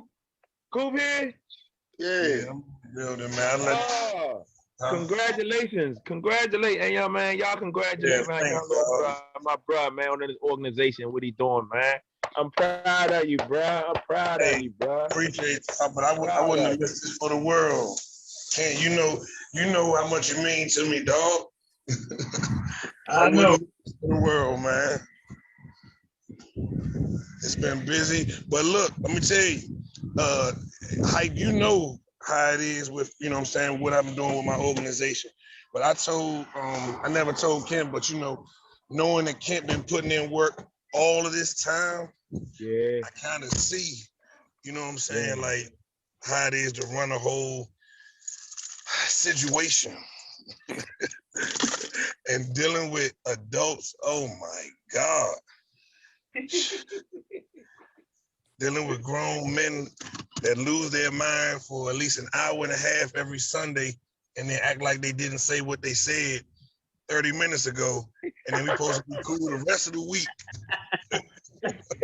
until we do it all over again. The next Sunday, right? 7 days. I commend y'all, man. Hey, Kent, thanks for everything you ever told me, man. For real, all right? My pleasure. My Appreciate pleasure. it, bro. And thank you for teaching me some things too. I wish. Oh no, no, you taught me how to speak the language the right way. Hey, baby. Hey, no problem. Always, man. I know you're a good dude. You know, Bonnie, great. You know, your son, everybody was cool with me. So it was all good. It's always all good, man. Nothing but love, y'all. Thank you. Thanks for letting me in, man. Hey, are you going to be out there this weekend? Either day? I'm throwing my own tournament too on Saturday for the youth, but I'm gonna slide out there. I'm gonna dip and dodge and make my moves out there. I'll see y'all. Well, I got some pin traps and some clips from when I ran the Germantown organization up here. So a little bit of helmet pieces and stuff like that. Screws, clips. And you know I'll take them, buddy. I'll go and put them in a bag for you.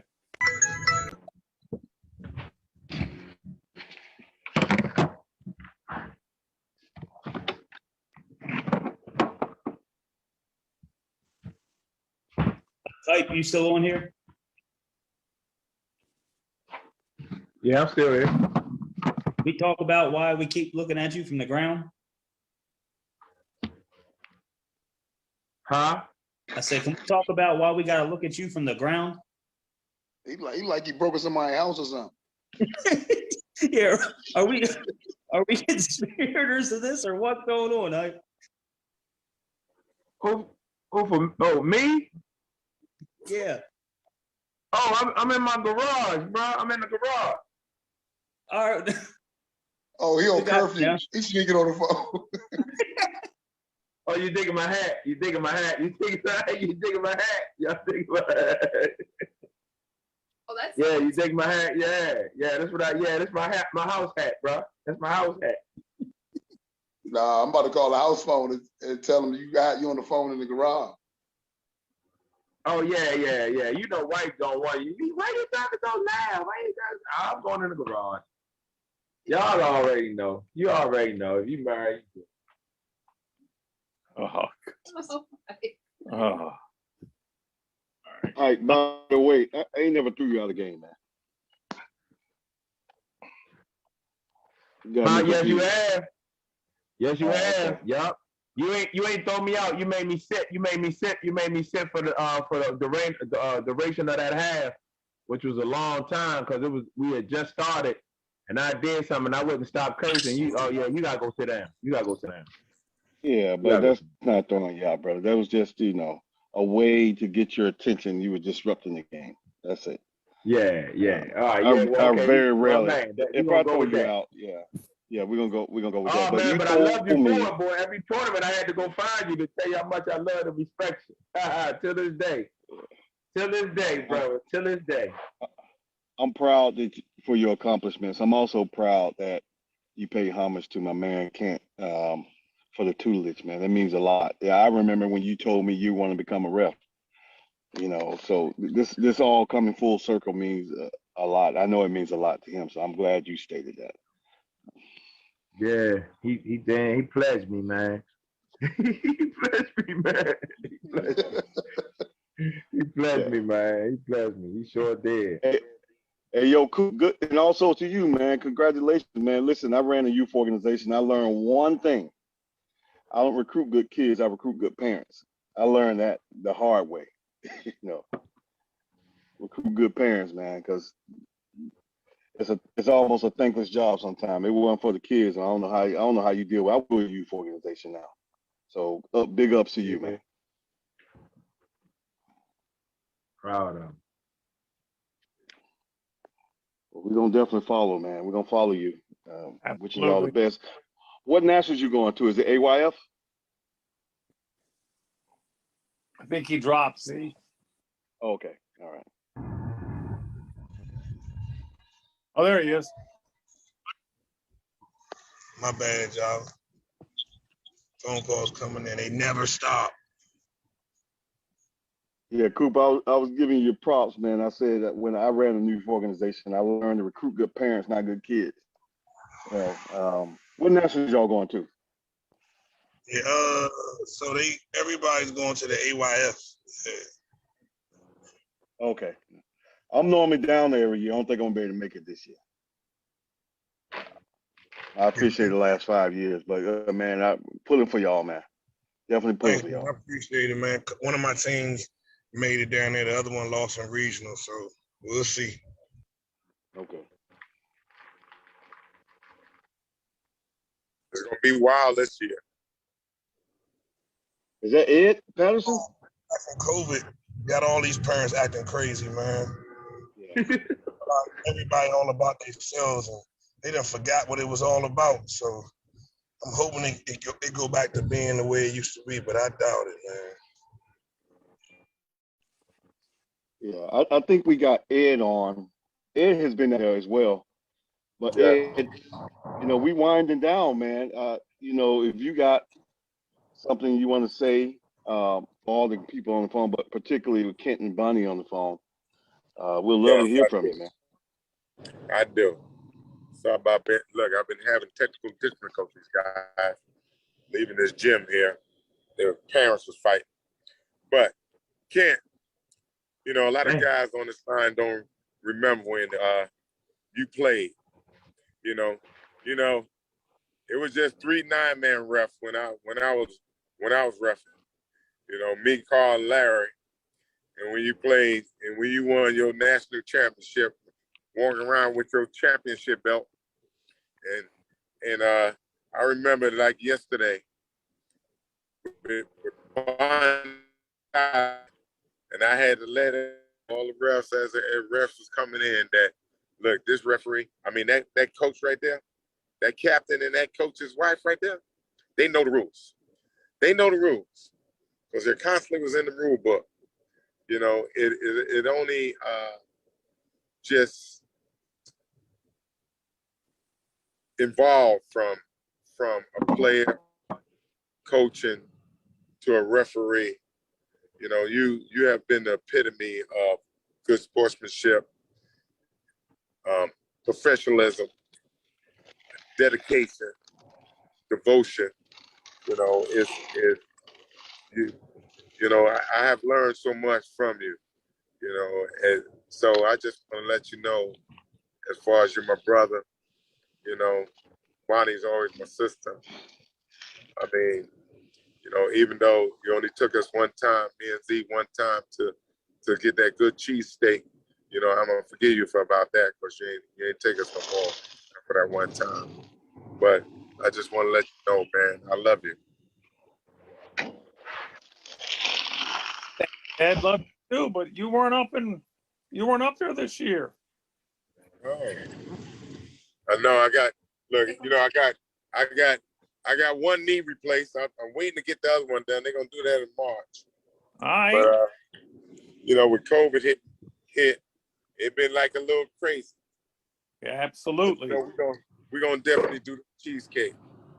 You already know. I'm still thinking about that cheesecake there. Hey, Ed, Yes, sis. we stayed the other weekend on the way to Rhode Island. Huh? We stopped on the way to Rhode Island. See, you just gonna rub it in, right, Bonnie? Well, I thought about you. Oh, did you? Okay, then. Okay. My steak. You put it in the freezer? You put it in the freezer? No, honey, I put it in my belly.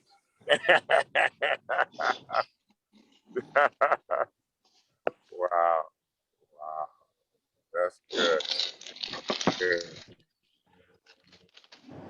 That is tremendous. I'm looking forward forward to seeing you.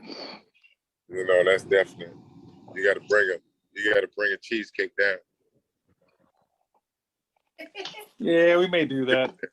I'm gonna get up there and see you guys too, because you know it's like it's getting to that point. You know, we gotta do a, you know, only time where a lot of folks just come together is during the event, you know. But we have to do something outside of an event, you know, just in turn, even if it's a referee cruise or something. We have to do something that, you know, that we all come together and just bond and you know, because as we can see, you know, I mean, life is too short, you know. We got to enjoy it. So I'm looking forward to that. You know, that we need to do something. Like I said, we need to all come together and do something. You know, Amen. I'm down for referee cruise. Amen to that. It is 9:15. I need to drop off.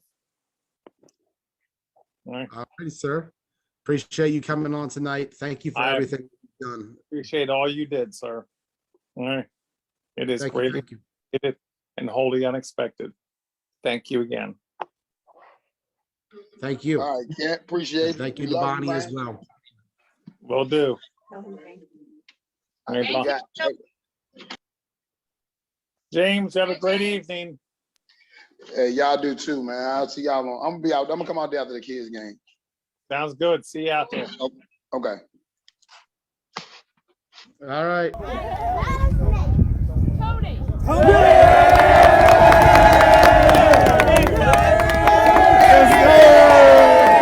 Hey, Big Tony. No phony as shit. Hit him with the tone. Defensive lineman of the tournament, Charles. Hey,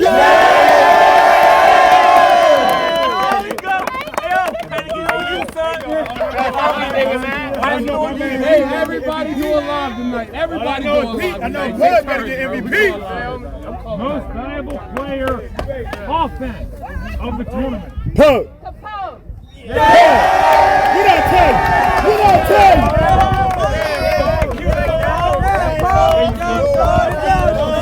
Boy, that's my guy. Most valuable defensive player of the tournament.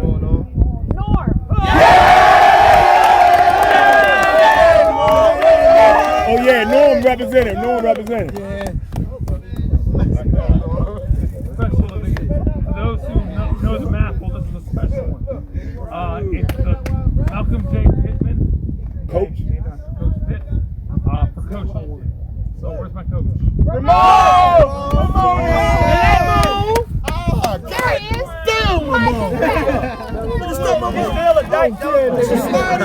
Look, you about to shed it. You think my friend about to shed a tear. Mo, you better not shed no tear. You better get it up. I got Bro, God, get this nigga school. Get him. 2021 Capital Classic Vice Presidential Division Tournament MVP. Stop.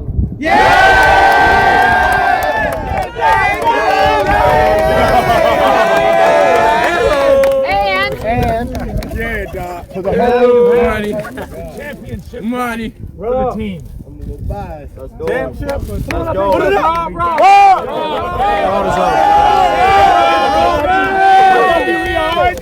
He all right, nigga. My nephew all right, nigga. Oh, yes, I did one. I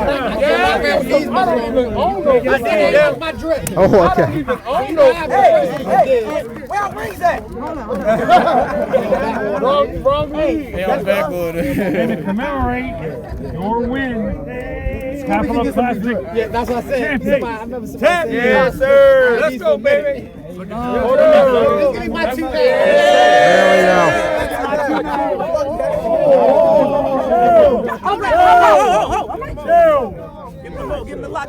Well, just give me my 2. I got it flat. Hey, Tay, grab me 2, Tay. Your Scooby here too, please. Yeah, because you know. Yeah, man. I just need 2. Okay, let me. Hey, if it's more than 2, just grab me 1. Hey, Mo. Put them on I just need one now. Whenever I tell you. Much respect to the Maryland Titans. Congratulations. Much respect to the Maryland Titans.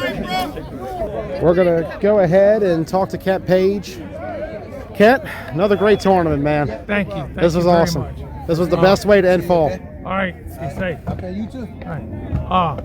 I can't do this alone. I want to thank Bonnie, Boogie, China, Caddy, Cash, Hype, all the officials, Pete, Dwayne, PJ, Rhodey, Silk, Cash, all the officials. I couldn't do it without them, and I can't do it without the teams.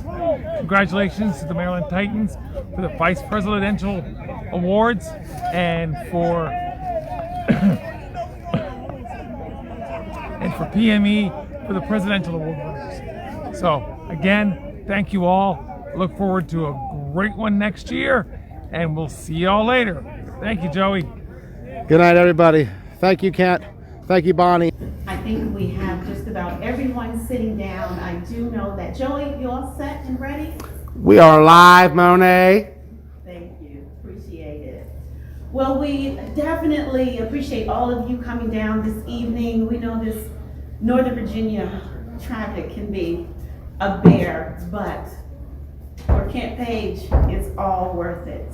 We were here earlier today, and we have a little better crowd, a little bigger crowd, and we're so happy to see this representation of everyone that Kent held near and dear, because he had a lot of people that he did hold near and dear to his heart. I believe if he could talk to each one of us right now, we could all have a personal conversation with him, and it would be one of those conversations where it was so personal that we call him family, and that's exactly why Kent is like family to all of us. I met Kent about 20 plus years ago. He was playing, he was out there doing his thing as he does and as he did all the way up until he could not do it again. And he was just one of those guys that I call the good guy. And when I say the good guy, he was absolutely, if all of us could give a definition of a good guy, Kent's picture would be right there. So I am so honored and so pleased to have been accepted into the Page family. I'm a friend, I'm a sister, and at one time I think Kent and I had a running joke. I was his football wife, Bonnie, and Bonnie was A-okay with that. So was my husband, I think. But Kent really was a good guy. And, you know, over the last couple of months, we would see him out at the field, and I think all of us would say, Kent, go sit down. There was a time when he would still walk across that field, and I'd see him, and he'd just look worn. I said, Kent, have a seat. And he said, I can't. And I let it go because I knew he was going to go until he could no longer go. And over the last couple of weeks, I told the guys earlier that I believe all of us were able to have that time with him to tell him how much we appreciated him. And I also said earlier, we see these flowers here now, and the saying goes, give people their flowers while they're here. And that's so true. Kent won't see these, but I'm glad that each of us, the ones that did have the opportunity to have that sit down and talk to him and let him know how much he meant to us. So Bonnie, John, Boogie, and I gotta tell you, Boogie, you know, earlier we all said John and Bonnie a lot, but that Boogie, you didn't see Ken a lot and didn't see Boogie as well. So, you know, brother Boogie, son Boogie, you had all kind of titles out the field, but I know Kent held you near and dear to his heart as well. And then daughter-in-law came along, and those little babies, and we know they were very dear to Kent. And we'll also always be there for Miss Little and little baby. We're still there for them. So we're going to get started. Again, we appreciate everyone. We will get you out of here as soon as we can, but we do have some memories and things that we'd like to bring to the table real quickly. And I'm going to start with good friend back there, Jamie Wolf. and Mr. Zarek Foster. Very good football friends to Ken.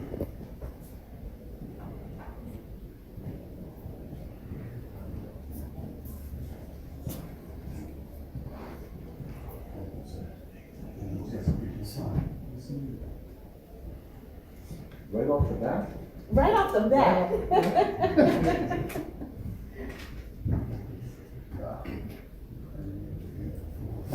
Okay. Before I start, I need a favor. By writing this down, I found myself talking in the past. If you catch me doing it, raise your hand, yell at me. I want to be present, think of now, think of future. So, my name is Jamie, and I'm from the football side of the family. I'm honored to be here today to celebrate Kent. I have never been strong when it comes to sickness. That's a downfall I have. About a month ago, Kent came up to Rhode Island. That's where my accent's from, Rhode Island. So if you hear New England, that's where I'm from. He came up to Rhode Island with Bonnie, and we started our visit with our traditional dinner at Los Andes. We have a great meal, we chop it up, we have a great time. Kent tells me what the future looks like and how we gotta change stuff, and I just yes him, and he keeps on going. But I enjoyed that time. Bonnie was there, Zarek was there with me, Terrell was there with us also that night. And during that, Kent's very perceptive. And I can tell that he noticed I was uncomfortable. And not what I want to do. It's a shortcoming I said to myself. I was very uncomfortable with how I saw him, how I remember him. Shit, raise my hand. But I fast forward to the next morning. We're out there in Rhode Island. It's freezing out. We're at the football field. He speeds up next to me in that scooter. And he says to me, I know this is hard on you, seeing me this way, but I'm okay. Who does that? I'm the one.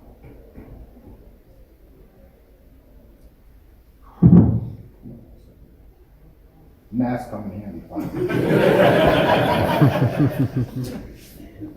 I'm the one who should be consoling him. That's a person that Ken is, even with everything going on, he has that concern for others. In the weeks after Rhode Island, no matter how he's feeling health-wise, he always answered the phone, hey boss man, in that cheerful way. And that's how a Rhode Islander makes fun of an accent down here. It doesn't work that well, but I try. So, but to me, Ken personally reminded me of my father. And not in a father figure type of way. It's the traits that he possessed. Military, check mark. Attention to detail, check mark. Compassion for others, check. Fiery when he had to be, check. And it's great when you ever saw him, like he'd stand out there like this and just take it. Whatever it was, and he would not back down from anybody. Self-sacrifice, check. Great family man. He spoke so highly of all of you, your little ones. So proud. But this is a fun one.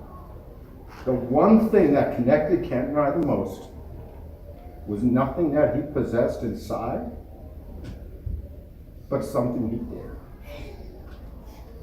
Whoever saw him chew his tongue. My father did that.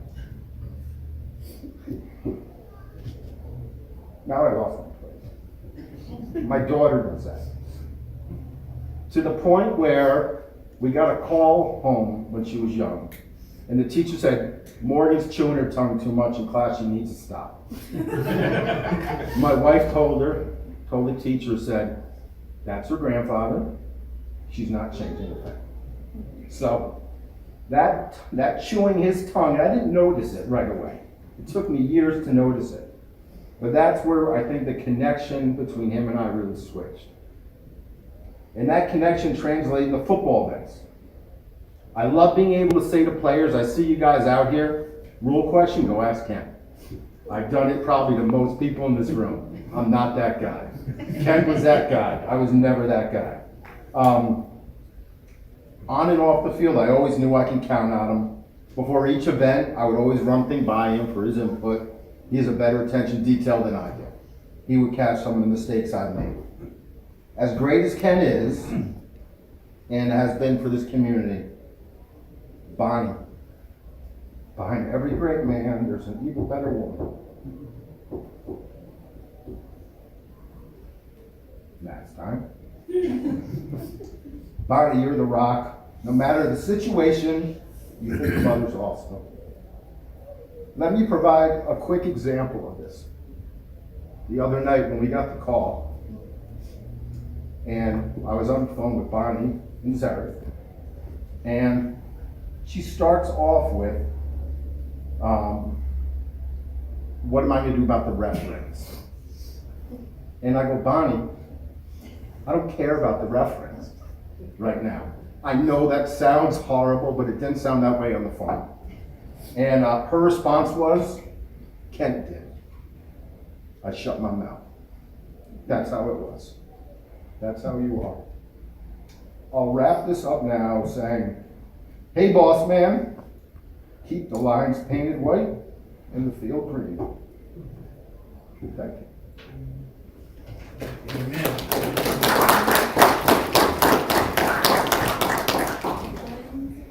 Yeah, I got a few words. I'm really not qualified for this, and I'm not prepared like Mr. Wolf, but I'm compelled to talk about a good friend. So,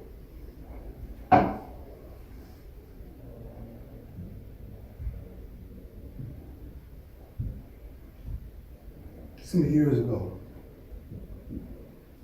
I needed help. I called Mr. Page because he was worried. I've been watching for a long time. We're talking about the 9-man family. Without hesitation. He said, what do you need? I explained to him what I needed. And as Kent would do, but everything that he had, he stepped in and assisted. We became good friends. I already respected him and Bonnie because they've been around the game. I noticed how they interacted and the questions they would ask pertaining to the game, sportsmanship, fellowship, rules. And I realized we had something special. Not too long ago, again, I needed Kent's help. My sister, Michelle Gilmore, and I, oddly enough, we run a breast cancer foundation, and we needed Kent's help. Without question, Kent was not doing too well. I know he wasn't doing too well. He said, what do you need? Bonnie can attest, and he did everything we needed to assist us with that event. Kent's way, which is detailed spreadsheets. But exactly what you need, with passion and a certain level of proficiency that we are resulted in our tournament being a better tournament because we were able to do things more efficiently. I'm wearing this ring because my friend thought I was worthy enough to share his experience of his league he's had for years, even though I'm not a champion. But it's a friendship ring, so I wear it proudly. Now, I bring that back around, and a lot of people have a lot of great things to say, but I'm proud to stand here, being tears, because I was friends to an honorable man, a very honorable man who I respect. And I can go back through the text messages as I stated on Facebook, which I rarely post, so it's something big for me to post on Facebook.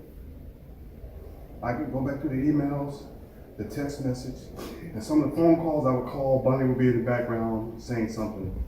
And me and Kent have dialogue about quite a few things. And I say, well, make sure you tell Bonnie. He said, she hear you. I say, run about Bonnie, so you, Bonnie, run about Bonnie, she can hear you. And I say all those things to say, that I feel strong that you guys are here. I'm happy that you're here to celebrate his life and continue to celebrate his legacy. As I've heard today that the family, Bunny in particular, will be going on into his flag football family to support and do what Kent has always done. So I'm happy to hear that. And as a return, me and Jamie will make sure we're there for you as well. And of course, we'll make sure we honor Kent's legacy. So this is a friendship ring, not a championship ring. I didn't earn a championship, but I will always have this ring. And I think you guys for showing Kent the support that he needed and send him home the right way. So that's all I have. You got some tissue?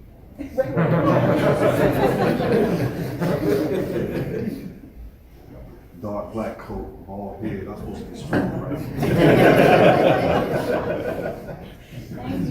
Thank you, Derek and Jamie. And they just flew in to the airport. Did you guys come in national or? National.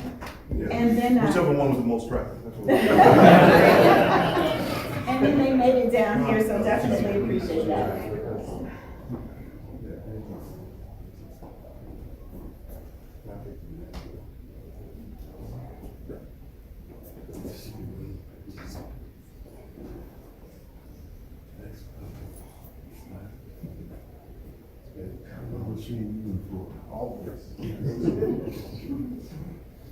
And I was earlier today remiss in mentioning Kent's support group, Dawn, his sisters, Karen, Daryl, Jason, their husbands, but also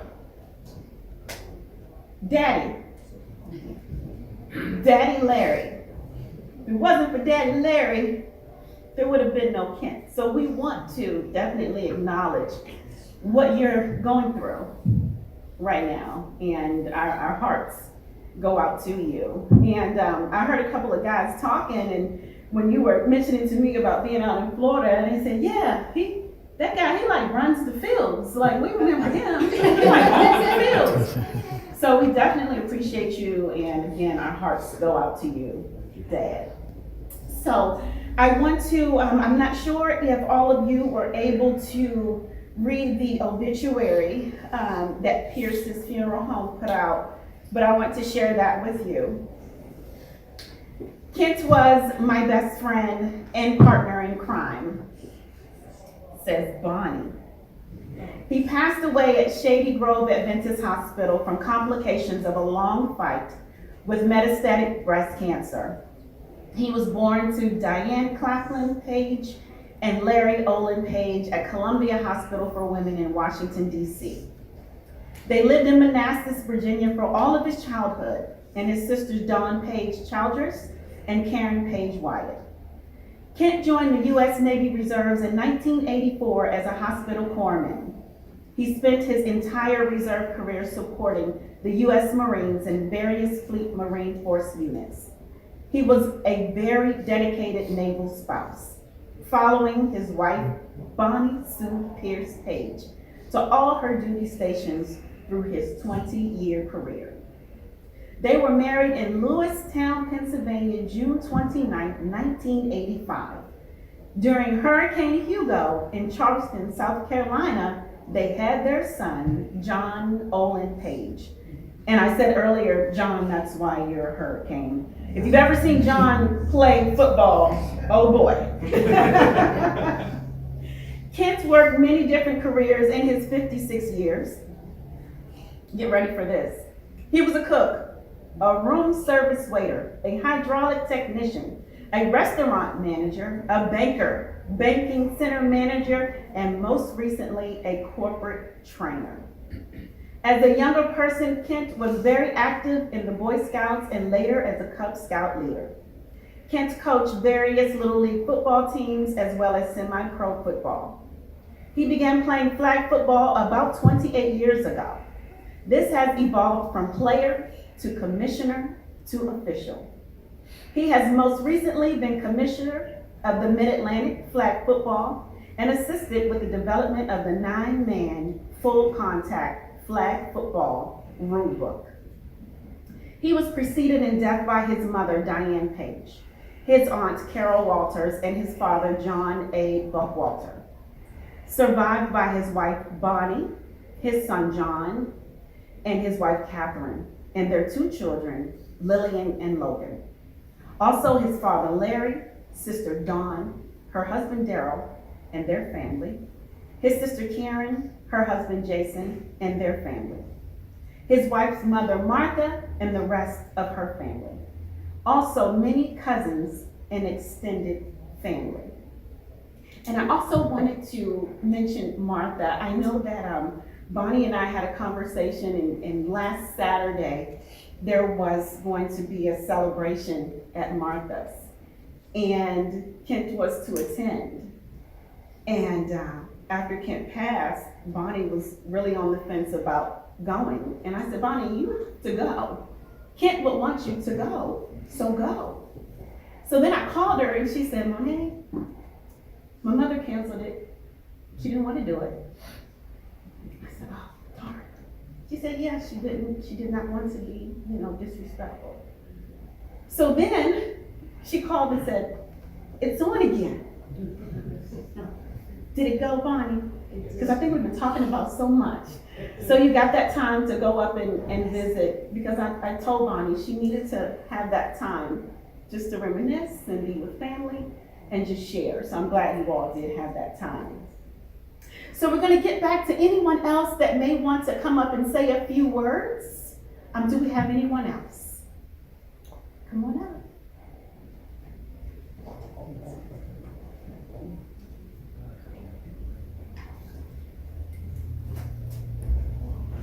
You let the young lady go, and then.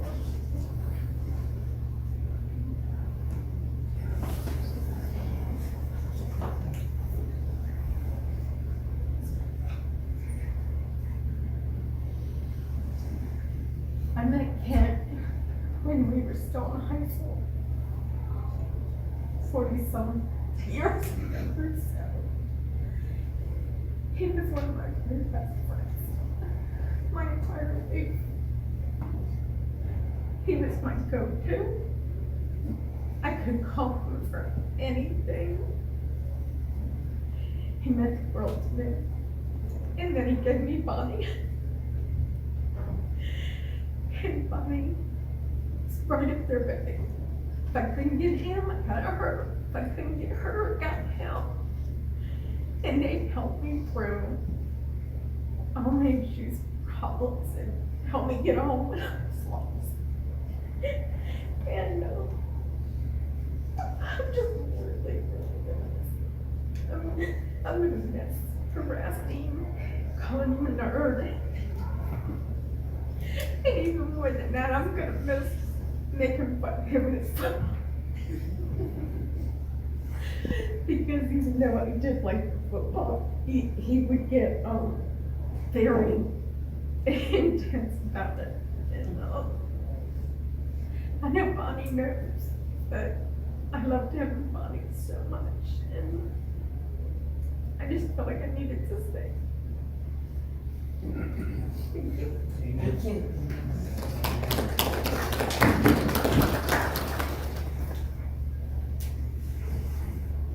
Our lives go on without you, but nothing is the same. We have to hide our heartache when someone speaks your name. Sad are the hearts that love you, silent are the tears that fall. Living without you is the hardest part of all. You did so many things for us. Your heart was so kind and true. And when we needed someone, we could always count on you. Those special years will return when we are all together. But with the love in our hearts, you walk with us forever. You have one more?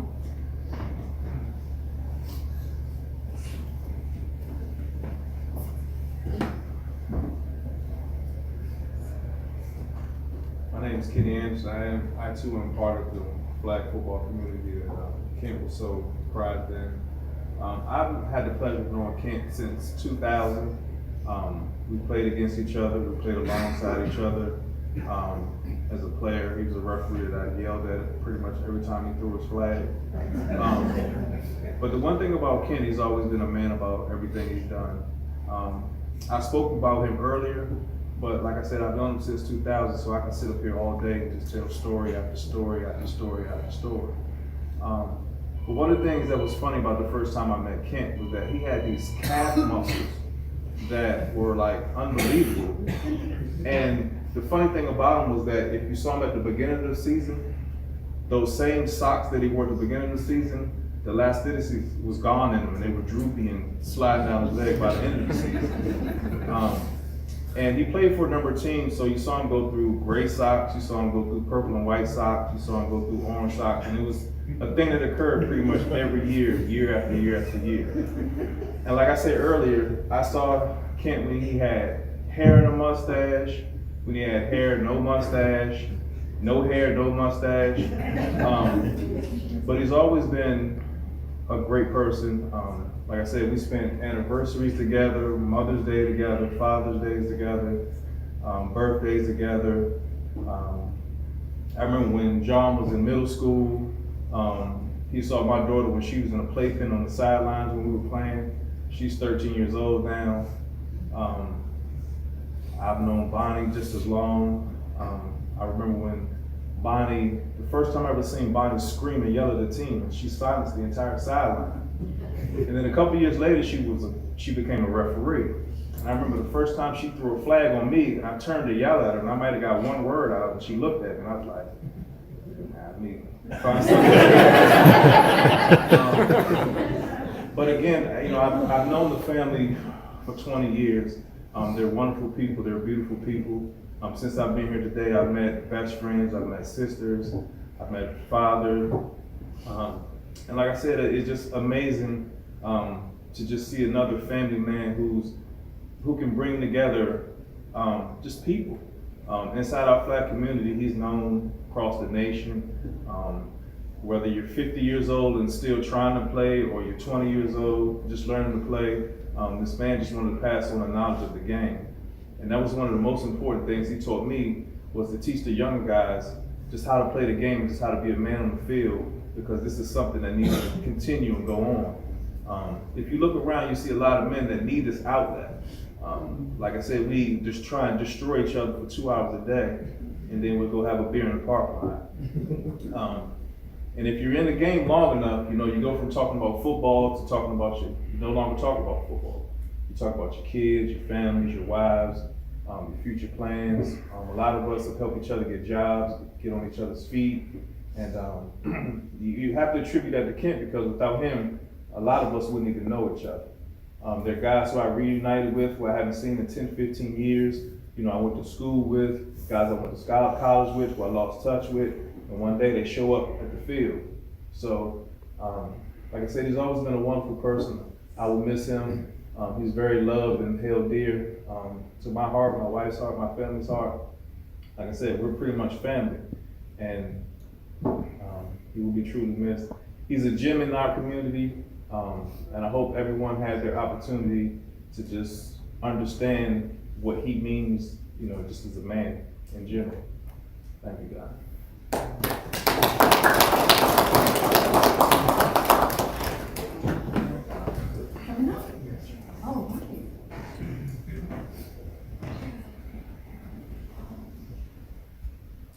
Good evening, everyone. I'm sure most of y'all know me as El Boogie at football, Page family. That's how Kent introduced me. He would never even let me use my government name with his family. I don't think his half of his extended family knows my real name. Most people don't. I'm Lawrence Davis, El Boogie. I met this man 20 plus years ago. We're forming a new team.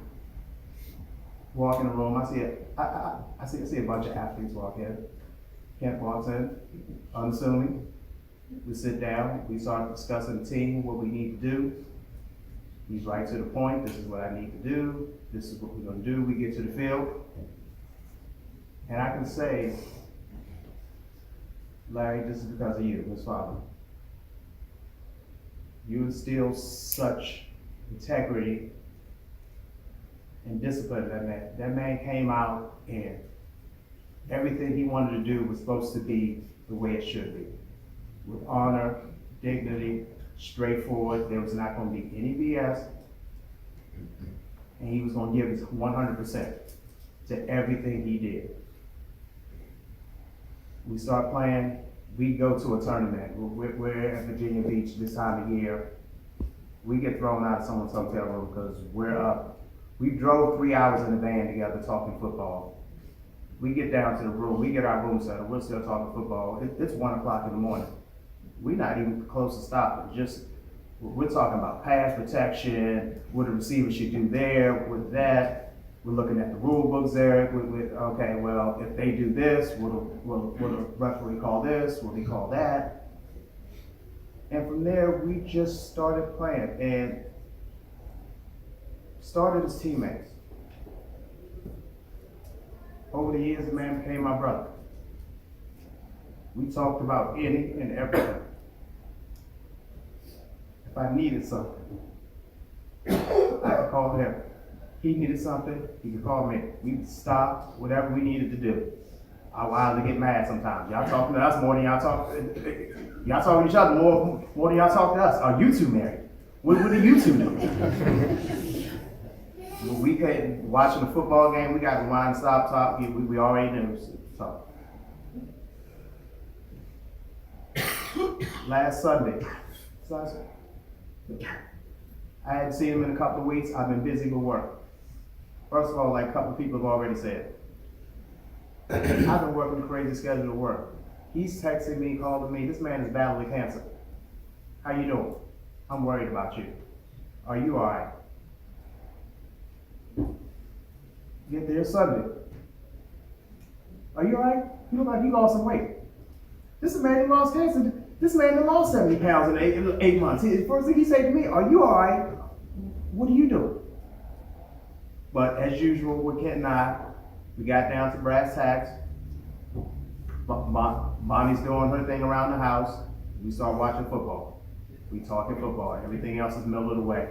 It's just two brothers just sharing a love for football. That started out just on a team basis. When he got control of the league, he was a little bit nervous, but because of his business acumen, he decided he was going to custom service. He wanted this to be a vessel to serve men in this community. Give y'all a place to enjoy yourself, some brotherhood, that we can bond on and off the field. But it has to be done the right way. There's going to be no compromise, no matter what. If somebody's running up the score, I'm going to shut that game down. I'm going to go talk to that coach after that team. We're going to do that. MAFL became what it is today because he wanted that to be a gift to everyone in this area. And any player that could say that Kent didn't want them to play, no, he wanted everyone to succeed. But you had to do it the right way, and there would be no compromise. He loved everybody. He loved that the teams got recognition. That Jamie and Zara came on, the people that recognized that this league was growing, and we were getting better. And then he didn't stop there, because that's not Kent. Can't stop, can't put nothing down.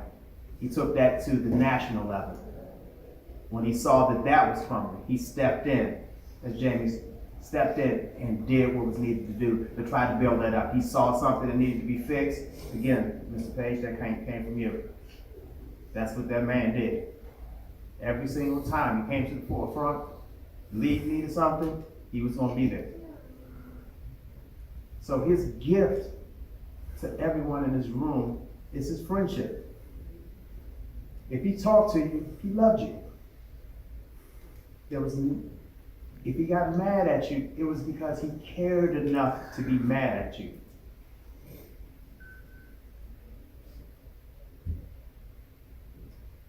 We haven't lost a friend. He's gone to another place. But he's going to be with you. He's never going to leave us because that's not what Kent would do. I didn't think I could stand up here and talk to you all about, but I realized that it's me and Kent. Situation was Kent would be here and he would say some words for me. Bonnie, you were the love of his life. Between playing football, we talked about you. And then what we're gonna do with that knucklehead boy behind us. We got thrown out of restaurants. We were known for going around, we in Hooters, we not even paying attention. We got salt packets, we drawing up plays on the table. Everywhere. Adult entertainment. We're not paying attention. We're literally talking football. That's what, when we got serious, that's what we talked about. And then after that, he took me and introduced to his family. Every single one of you over there in that section. Understand that man had, his love for you was boundless. He would took the shirt off his back for you. He would have spent his last dollar for you all. He wanted you all to be together. From his mom, who already passed on. A fundamental thing of fairness. Everyone needed an opportunity. Kent wasn't the greatest athlete. He was gonna try his best. One of his great stories that we still laugh about was he's playing in a game and he's trying to chase down the quarterback. The quarterback turns to him and looks at him and says, "Too slow." But you know what? Kent ain't stopped running. He didn't catch him, but he kept running. About 6 plays later, he managed to get a flag pull on him and he said, "Yeah, I thought I was too slow." That's the type of man that we are. We're not gonna forget him. Hold him in your heart. Think about the many times that you could. Don't think about the head. Never remember him that way. He always held all of you in the greatest of light. So, and as you said, Ronnie, don't give people flowers when they go. I know, I told that man, the last thing he said after the game was over, when we watched the game, "I love you, Boogie. Thank you for coming up. I appreciate it." I said, "I love you too, right? This is what we do." I just want to say, I'm just glad to have been a part of that individual's life, and I will help continue on his legacy. Thank you.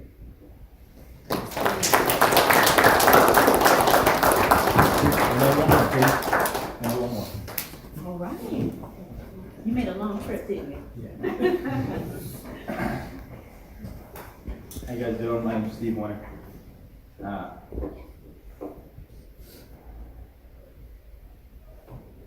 This isn't like football.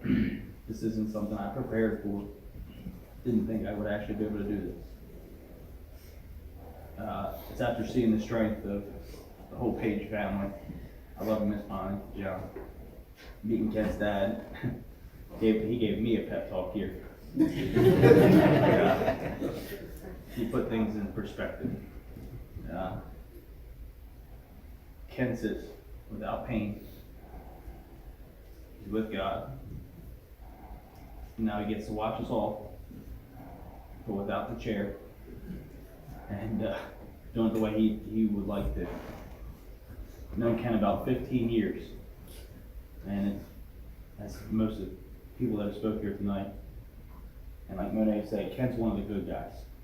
Didn't matter if you met Kent once or saw him on a weekly basis. You walked away from saying he's one of the good guys.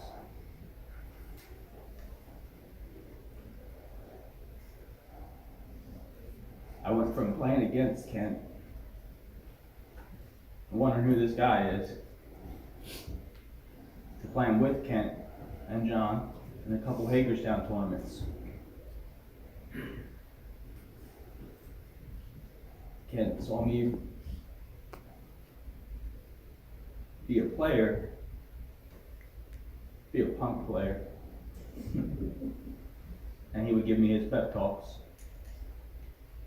And last year, after we won his Capital Classic, he pulled me to the side and he said, "I'm proud of you." He said, "You came a long way from being the player you used to be to being an example of how the game should be played now."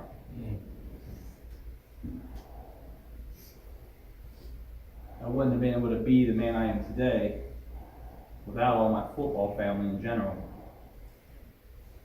But there's a few people that when you think of and some people in the room might not understand our football family, but there's a few that are on our Mount Rushmore of 9-man. You got Zara, you got Jamie, and you got Kent. And the DMV, Kent is 9-man. Not was, Kent is 9-man. As Jamie said, it's not past, it's present. And I'm a true believer, what Kent brought to our sport was not just us getting together playing on Sundays. And it's not just the competitiveness, it's not just bringing us all together. He wanted us to do it the right way. So what we learn from the sport, what we learn from the brotherhood, can really affect our lives. And I like to say Kent is and still will always be a huge part of the man I am. And the reason I stand before you guys, married with a child now, because I wanted to be like Kent.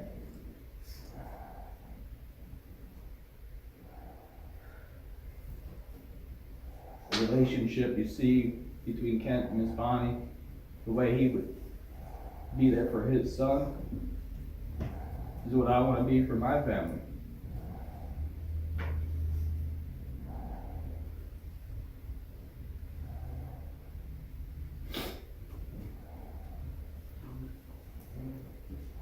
Kent was a good guy, and he was the guy, in my opinion. Not my dad. Sometimes my brother on the field, sometimes we butt heads on the field. Sometimes I'd say, Kent, that was a terrible call, and he'd tell me to get my head out of my, where. So, just all love and respect for the Page family. I love you guys more than I'll ever be able to explain.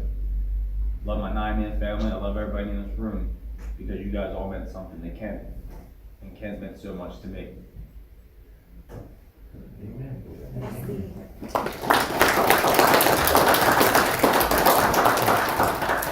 Pastor, you got one more? Okay, come on, Rick. Pastor, you wanna come on?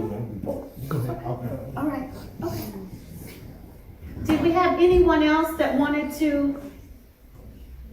I sent you a message too. All right, couple more, and then Pastor will just have to come up right after Andre. So first of all, I'll say, my name is Johnny Taylor, and I never thought I'd be here. Not behind this. My dad's a preacher, so I've stared from that side many a time, so I feel like the wrong Johnny Taylor's up here. So I am from Kent's 9-man family, but I'm going to talk to you today about life. When I first met Kent, it was at a tournament, 03, 04, 05, somewhere in that range. It was one he was sponsoring, matter of fact. And we got talking. I was like, okay, that's a pretty good dude. Whatever, you meet a lot of guys out there playing ball. And somehow we got on the subject of veterans and military. I found out that Kent was a corpsman. You know what? To this old devil dog, the corpsman's life. Then it got better. Met Miss Bonnie, found out she was corpsman. I was like, hey, I'm home. I think it was maybe 30. And I mean, that's like 17 years ago. So I was maybe 30, had a lot more hair. It was still brown. This was a little darker. But over the time, we had great conversations. And I say I want to talk about life because I could say about football, but I've told many of people I played for, that sometimes football is a metaphor for life. It takes teamwork to make the dream work. You can't succeed if you're not all pulling in one direction. And over the 17 years I've known Ken, his stature grew in our football community.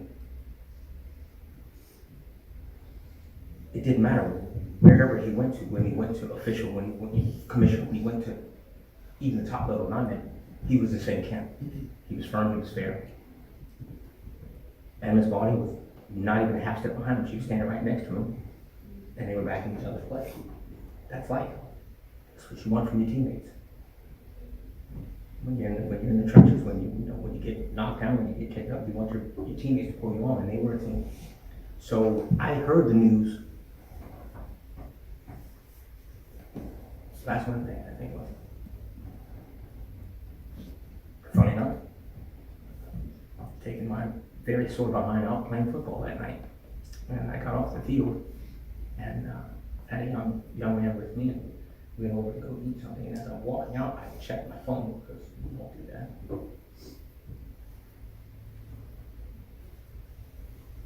And I sat and I cried in a bar.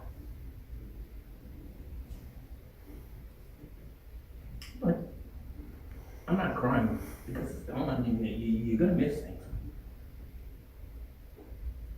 I think I'm more crying because I don't get to experience more. I learned along the way in my life that it's not about what you miss, it's what you did when you had it. You know, I heard the saying about don't give thought to dead people. I will tell you a story. I don't give presents to my parents. I don't need Christmas. I got 364 other days to make sure that they understand that I love them. We have 365 and technically a quarter days every year to express ourselves to people around. I am going to miss Ken.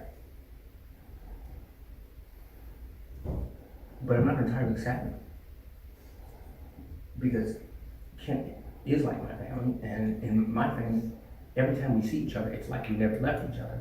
And so the next time we see each other, it's going to be like the last time we saw each other. It doesn't matter. And if nothing else is said, we already know we love each other. So if there's something you want to take from this and from what everything that I've heard from everyone, I would say, you know, you've heard the thing that says, be the change you want to see. Was that not Ken? I'm a son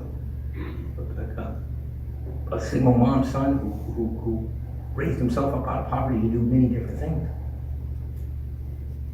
How do I meet a guy? When I described Kent this week, because I did post something on Facebook, and one of my other veteran buddies says, hey, that guy sounds like a good guy. I said to him, I said, you know what? He's from down south Georgia. Another guy I'd never meet except for life and circumstances. And I said to him, you know what, Doug? He's my northern Doug. I said, he's that guy I go to and talk to about just anything. We do those things. But it's about life. So if you want to take anything from this, just what I take from it. Learn the lessons of what Kent did.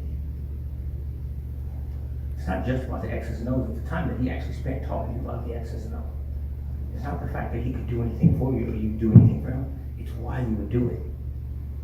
Now take that and take that with you to your family, to your friends, and treat them like that. That's all. Have a good day. Thank you.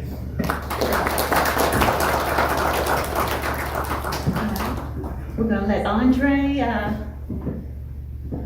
give our last memory here and reflection, and then Pastor, we're gonna let you close it out. Okay.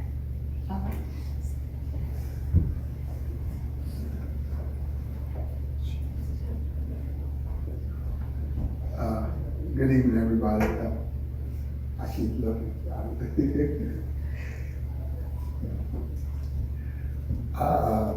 My name is Andre Jackson. For those who only know, they don't know that name, like Boogie. They don't know. So if you call my name on the field when I was there doing mischief, you call Ajax. And I'm here simply to say I love this man just like he loved me. We went up and down the road, and we stopped. Well, we didn't stop playing football around the same time. I think I still had a little more in. Kent just said, "I'm done."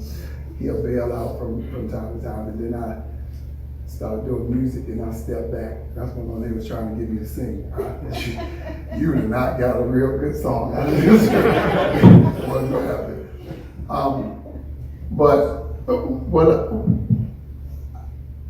When we talk about Kent, and everybody has said it, everybody has already said what's been needed to be said about Kent.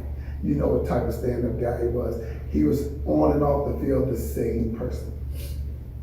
He did everything by the books. And it's funny, because I'm sitting there looking at Boogie with his belt, and I started to bring my wrestling belt. When we started this, when we got into this, we were probably about the biggest wrestling fanatics that you could ever see. I mean, to the point we screaming out, we got theme songs going and stuff going. We get ready to get on the field, you hear music playing, and they're like, what is wrong with these guys? we took everything serious. It was just, but it was fun. Football for us was fun. It was our outlet. It's what we did to release the stress from the week. And Kent and I played beside each other, and it was so much fun. It's funny because I'm watching John now, and John, our kids were the same age when we first started. When we went to a tournament out in New Jersey, and my kids, they were all running around. My kid decided to bust a window, so I got to pay for a window. I was like, why couldn't it be somebody else? Why couldn't it be John? Selfish of me. I was like, John, I've watched grow up to play football. And I asked Kent, you think he's ready for this? And he said, man, he done played beside you, barking with you, and do it. I mean, he's seen us do this and do that. He gonna be okay. And I looked at John, and one time he came on the field, he hit somebody, and I was like, this is not tackle, John. He went to a whole different round, and then he started barking. I was done with that. I was like, he is ready. He is ready. Then I looked over at Bonnie to see if she was gonna be okay, and she was like, he okay. He all right. I mean, we've gone up and down the road, and they'll always know it. I love them. I've talked to Kent, and what I beat myself up on is that I didn't get back to the field enough like I wanted to. Other things get in the way, and life gets in the way, and that's the hard part, because you find out, to find out he passed over Facebook is a hard thing. But it's our way of finding things out now. The media, social media will tell you what happens.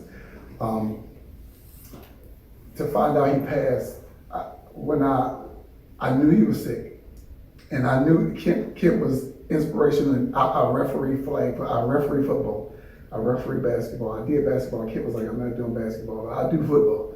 And he asked me one time, did I want to referee the league? And I was like, yeah, Kent, I can do it. And I got out there, and all the blues that I gave every referee when I was a player, they was giving it back to me. And I was like, listen, I'm a man, Kent. I went to Kent, I'm a man, Kent. I'm not gonna take this. And Kent was like, but remember what you did. And I paused for a second, and I said, but I'm a man, Kent. And he's like, I got your back. I said, okay, Kent. and I did it for that season. I did do the league. And then again, things started getting in the way, and I wouldn't be able to come back. And he reached out to me again. He asked me, did you want to come back and do it?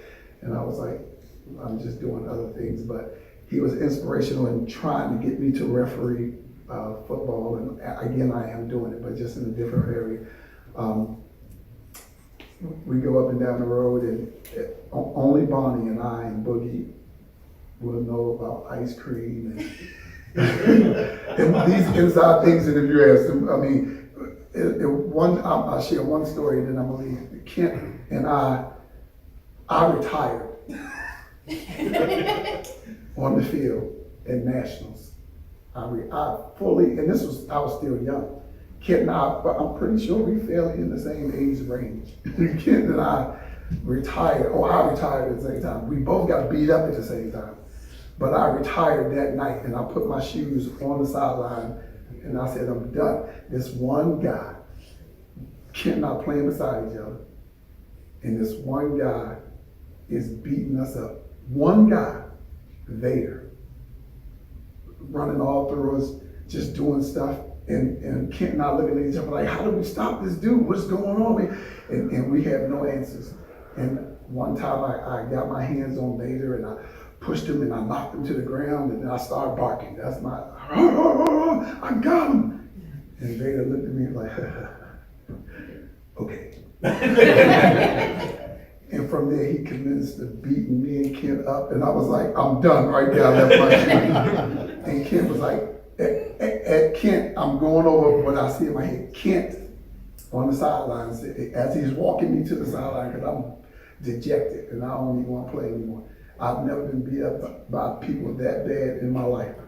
And Kent, while chewing his tongue, was like, well, we can just take our shoes off right here, or we can go get something to eat, regroup, and come back and see what happens tomorrow.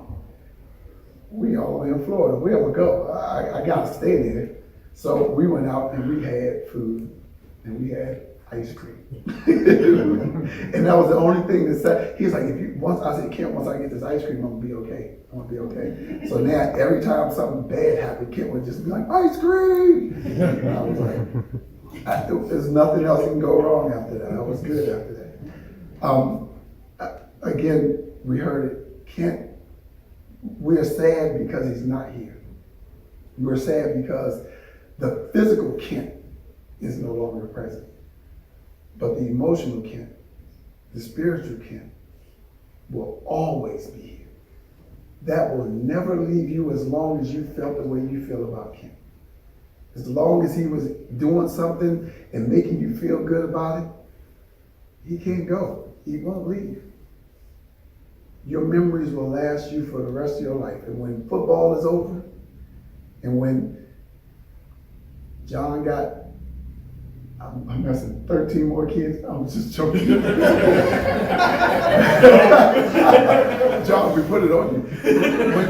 When Bonnie is doing her thing, and you always gonna know that Kent's around.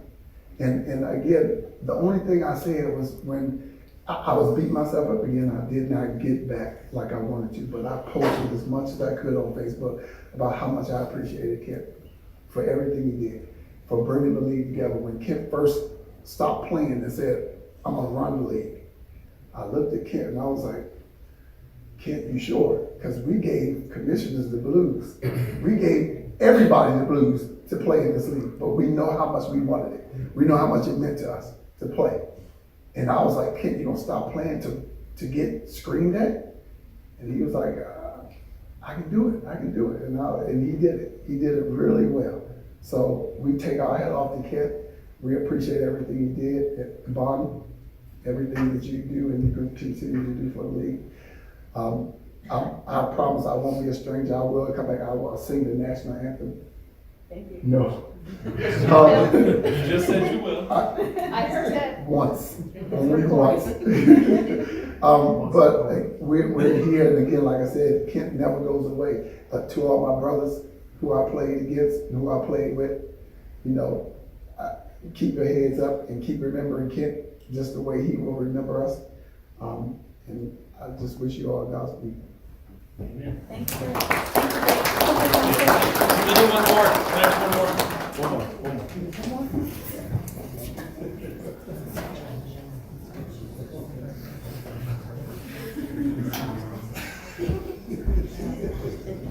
All right, I'm going to try. We've had all these wonderful people talk from the football family. I wanted to talk from the family part. Everything you guys learned, sorry. Everything he taught you guys on the field, he taught all of us in the family. Inspired you, instilled you in things. He touched a lot of people.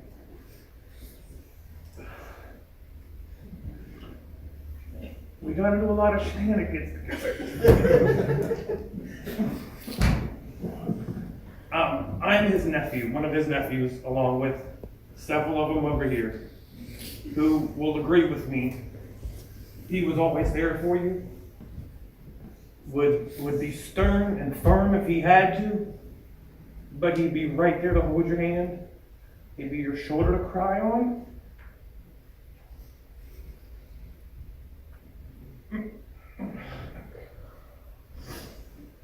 Always more worried about how you are than anybody else.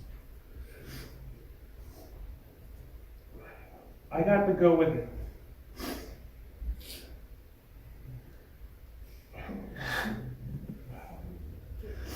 I got to go with him to his last football game. Me and Bonnie and again. And him sitting there, he's sitting there, never knows he has no strength, no weakness, nothing. He's sitting there in his seat. And I'm standing up next to him, and he is more asking me how I'm doing than how he's doing. I'm having a blast. I'm more worried about him, he's more worried about me. And that's how Kent is, and that's how he always has been. He's more worried about how your feelings are than his own feelings sometimes. From him,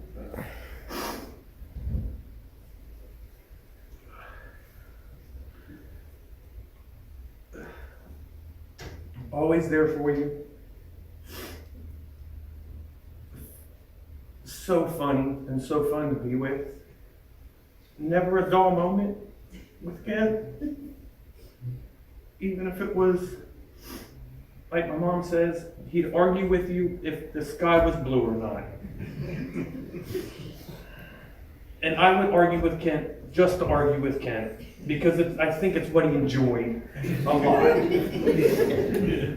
I would constantly root for the opposite wrestlers just to argue with Ken. How much did Ken hate Brock Lesnar? Hated him, right?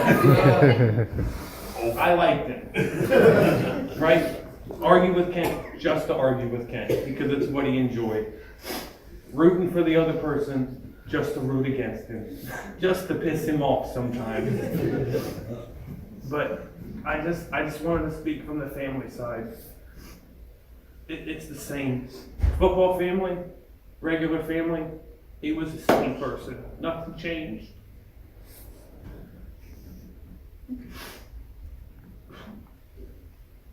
And I know everything that he instilled in me and taught me, it's the same stuff that he taught all you guys on the football field, taught all the other nephews, the nieces, everybody. And he really is going to be missed. But that's it. I'm good.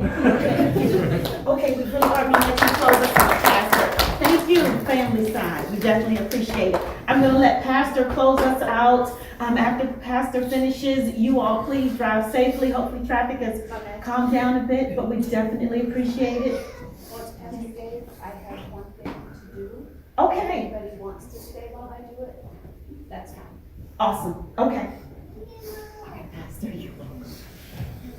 I have sat and enjoyed these stories that you have shared. They have been amazing. I've known Kent for the past 5.5 years, 6.5 years now, just because he comes to church once a year with his father, typically, and got to see him. I've been talking with Kent for the past 18 months in his battle with cancer. When Larry told us at our church that he was very sick, we've been praying for him and contacting him and going on in his story and walking with him. He is joined with me on many Bible studies we do on Wednesday nights. Our Sunday morning, he participates in Facebook in that capacity. We've had deacons meetings where Larry would be asking for us to pray for Kent, and I'm texting Kent during our deacons meeting and saying, hey, we are praying for you right now. Just how are you doing? And he's sending me messages back. Had plans to see Kent and talk to Kent in this holiday season, and unfortunately this situation didn't happen.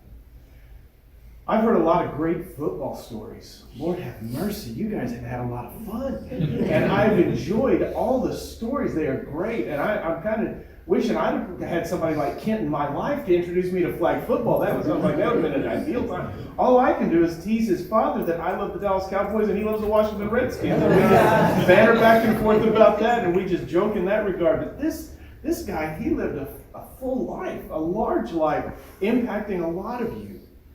And guys, you're here too early. We shouldn't be here now. This is not right. And you're going to need more than football memories to get you through the grief. You're going to need more than football parties and football wings and football ice cream, and that was a great story. You're going to need more than that to get you through the grief. Because this grief is real. You are strong men. You are big men. You are fast, athletic human beings. And you're going to need more than football to get you through this. This is a hard season. When a 56-year-old man dies of breast cancer, that sucks. It's horrible. There is nothing good about this. And somebody mentioned very early that we're going to talk in the present tense. Well, the reality is his spirit does go and his legacy does go, but the man you loved is gone. You won't see that picture on that person on the sidelines anymore. So what are you going to hold on to? You're not going to remember. You may remember the pep speeches and you may remember the pep talks, but I want to tell you what's behind that man. And behind that man, some of you already talked about Larry and the impact that Larry has had on this guy, and the impact that Larry's had on Kent's life and the legacy and all that. You've said that. Well, what's behind Larry? It's faith. It's a hope and it's a trust and it's in something powerful. Larry walks into our services on Sunday mornings, and if you've seen him, you can see he barely walks. He walks down and he speaks to every person. He smiles, tries to say something positive. And on Sunday morning, he walked into our service, and his son is gone, and he's getting ready to have major cancer on Friday.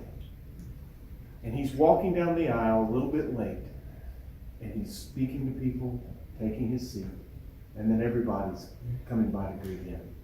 What do we hold on to? The Bible says this in Isaiah: the righteous perish, and no one ponders in their heart. Devout men are taken away, and no one understands it. But the righteous are taken away to be spared from evil. Those who walk uprightly, they enter into peace, and they find rest as they lie in death. Friends, there's a long battle that Kent was in as he fought this struggle with cancer, and he dealt with things that were very hard, very challenging, and just a bit overwhelming. And yet, in the midst of that, he gave you encouragement. His nephew, he's worried about him at a football game when he's the one in that situation. What are you going to hold on to? I'm going to say it's your faith. And it's going to say it's the faith that this man possessed and the faith that he adopted from his father and his family. One of the most important verses, in my opinion, in the Bible is also the shortest verse in the Bible. It's John 11:35. And it says, Jesus wept. Jesus wept. And I've heard many of you cry up here today. I've watched you cry, using your face mask to wipe away your tears. Friends, the creator of the heavens and the earth weeps with you. He mourns with you. He grieves.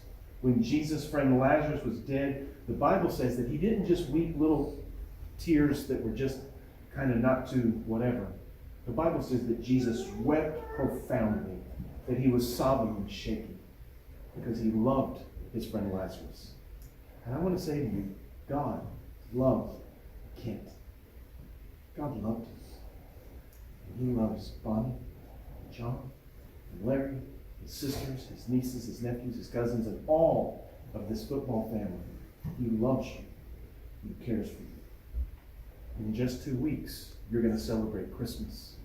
And you're going to celebrate that, and you're going to remember Christmas, and you're going to sing Silent Night, and you're going to sing other carols, and maybe you're going to listen to them, whatever. But I want you to remember something very profound and very important.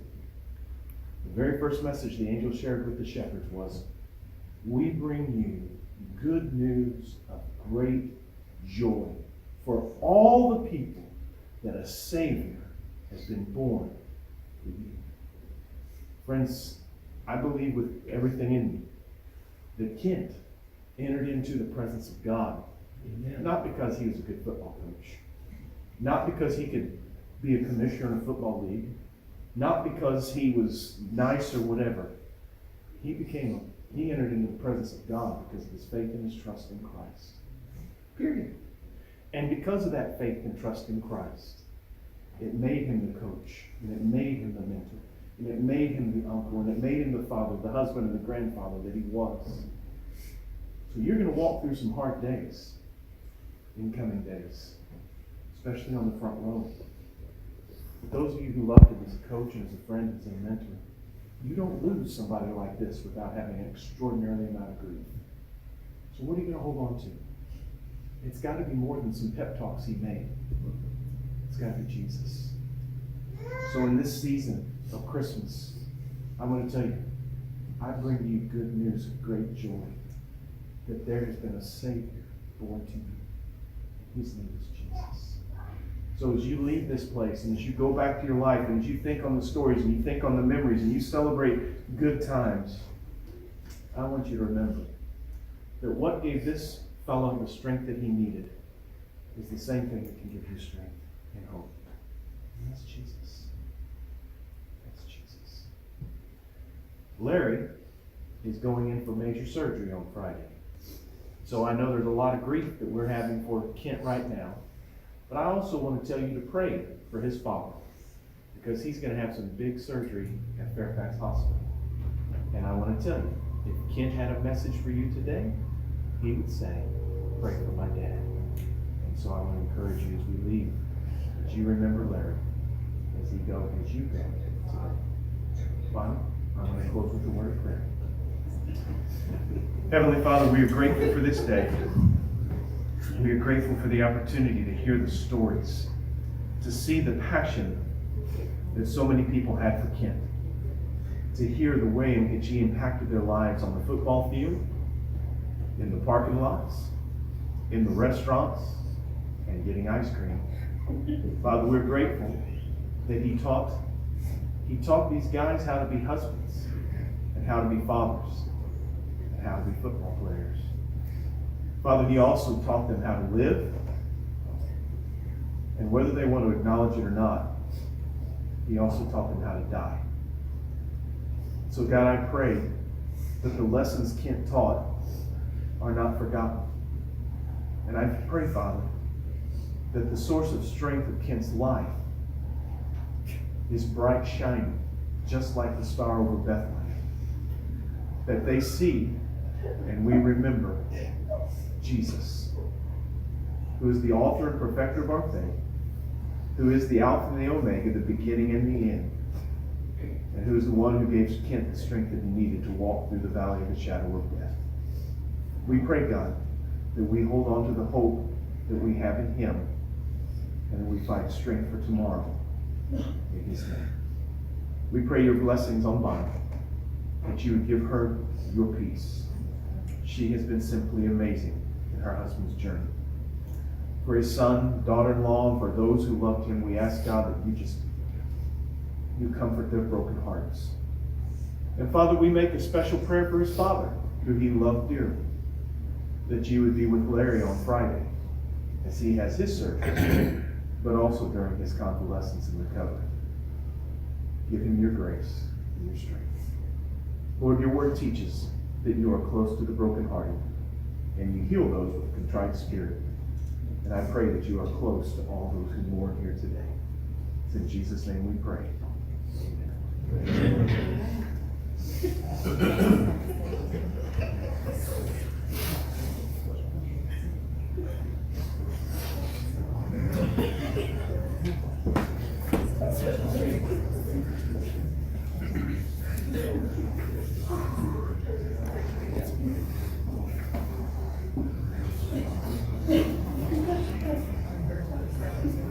I just want to tell everybody, thank you so much. What Kent started and what he did does not end in this room. It should never end for any of you who were touched by him. I intend to do my best to continue to honor him in my everyday life and in my football life. Because if you guys knew one thing, it wasn't that I was made to do anything when it came to you guys. I did it because I love you all. And I did it because I love Kent, I love that game, and I love you guys.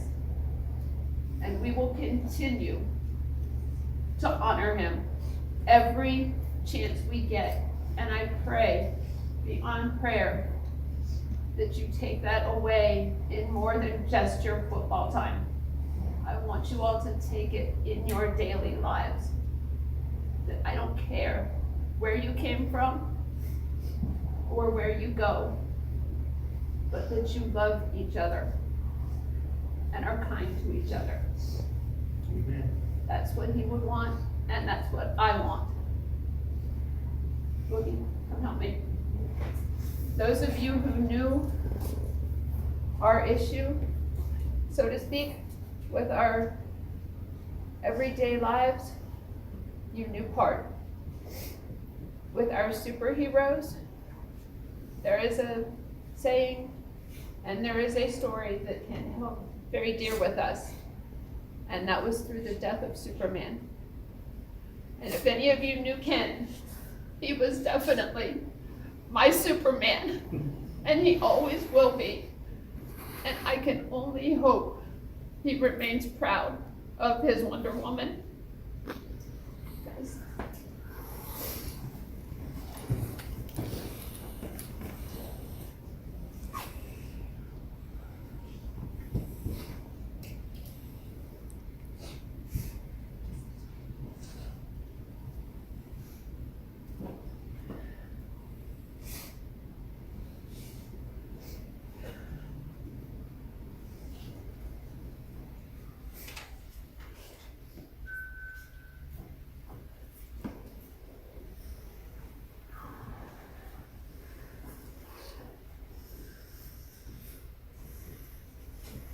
This evening, my love,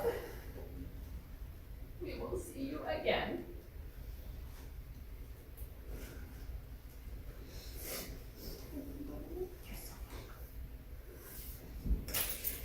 Thank you all for coming out, and this concludes the services for Kent Page. Safe travels.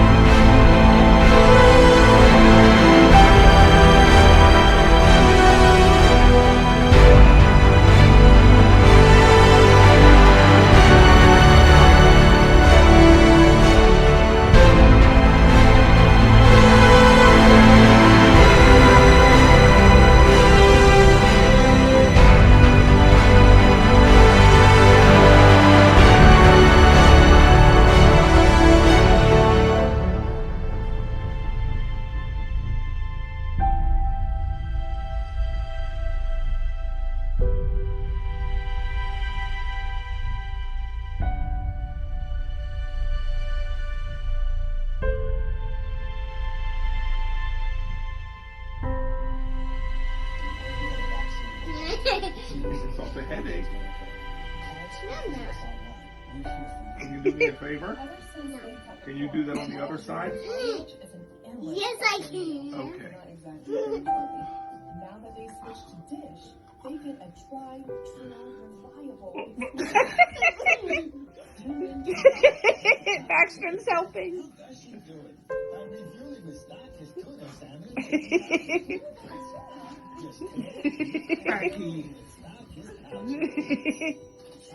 Aww.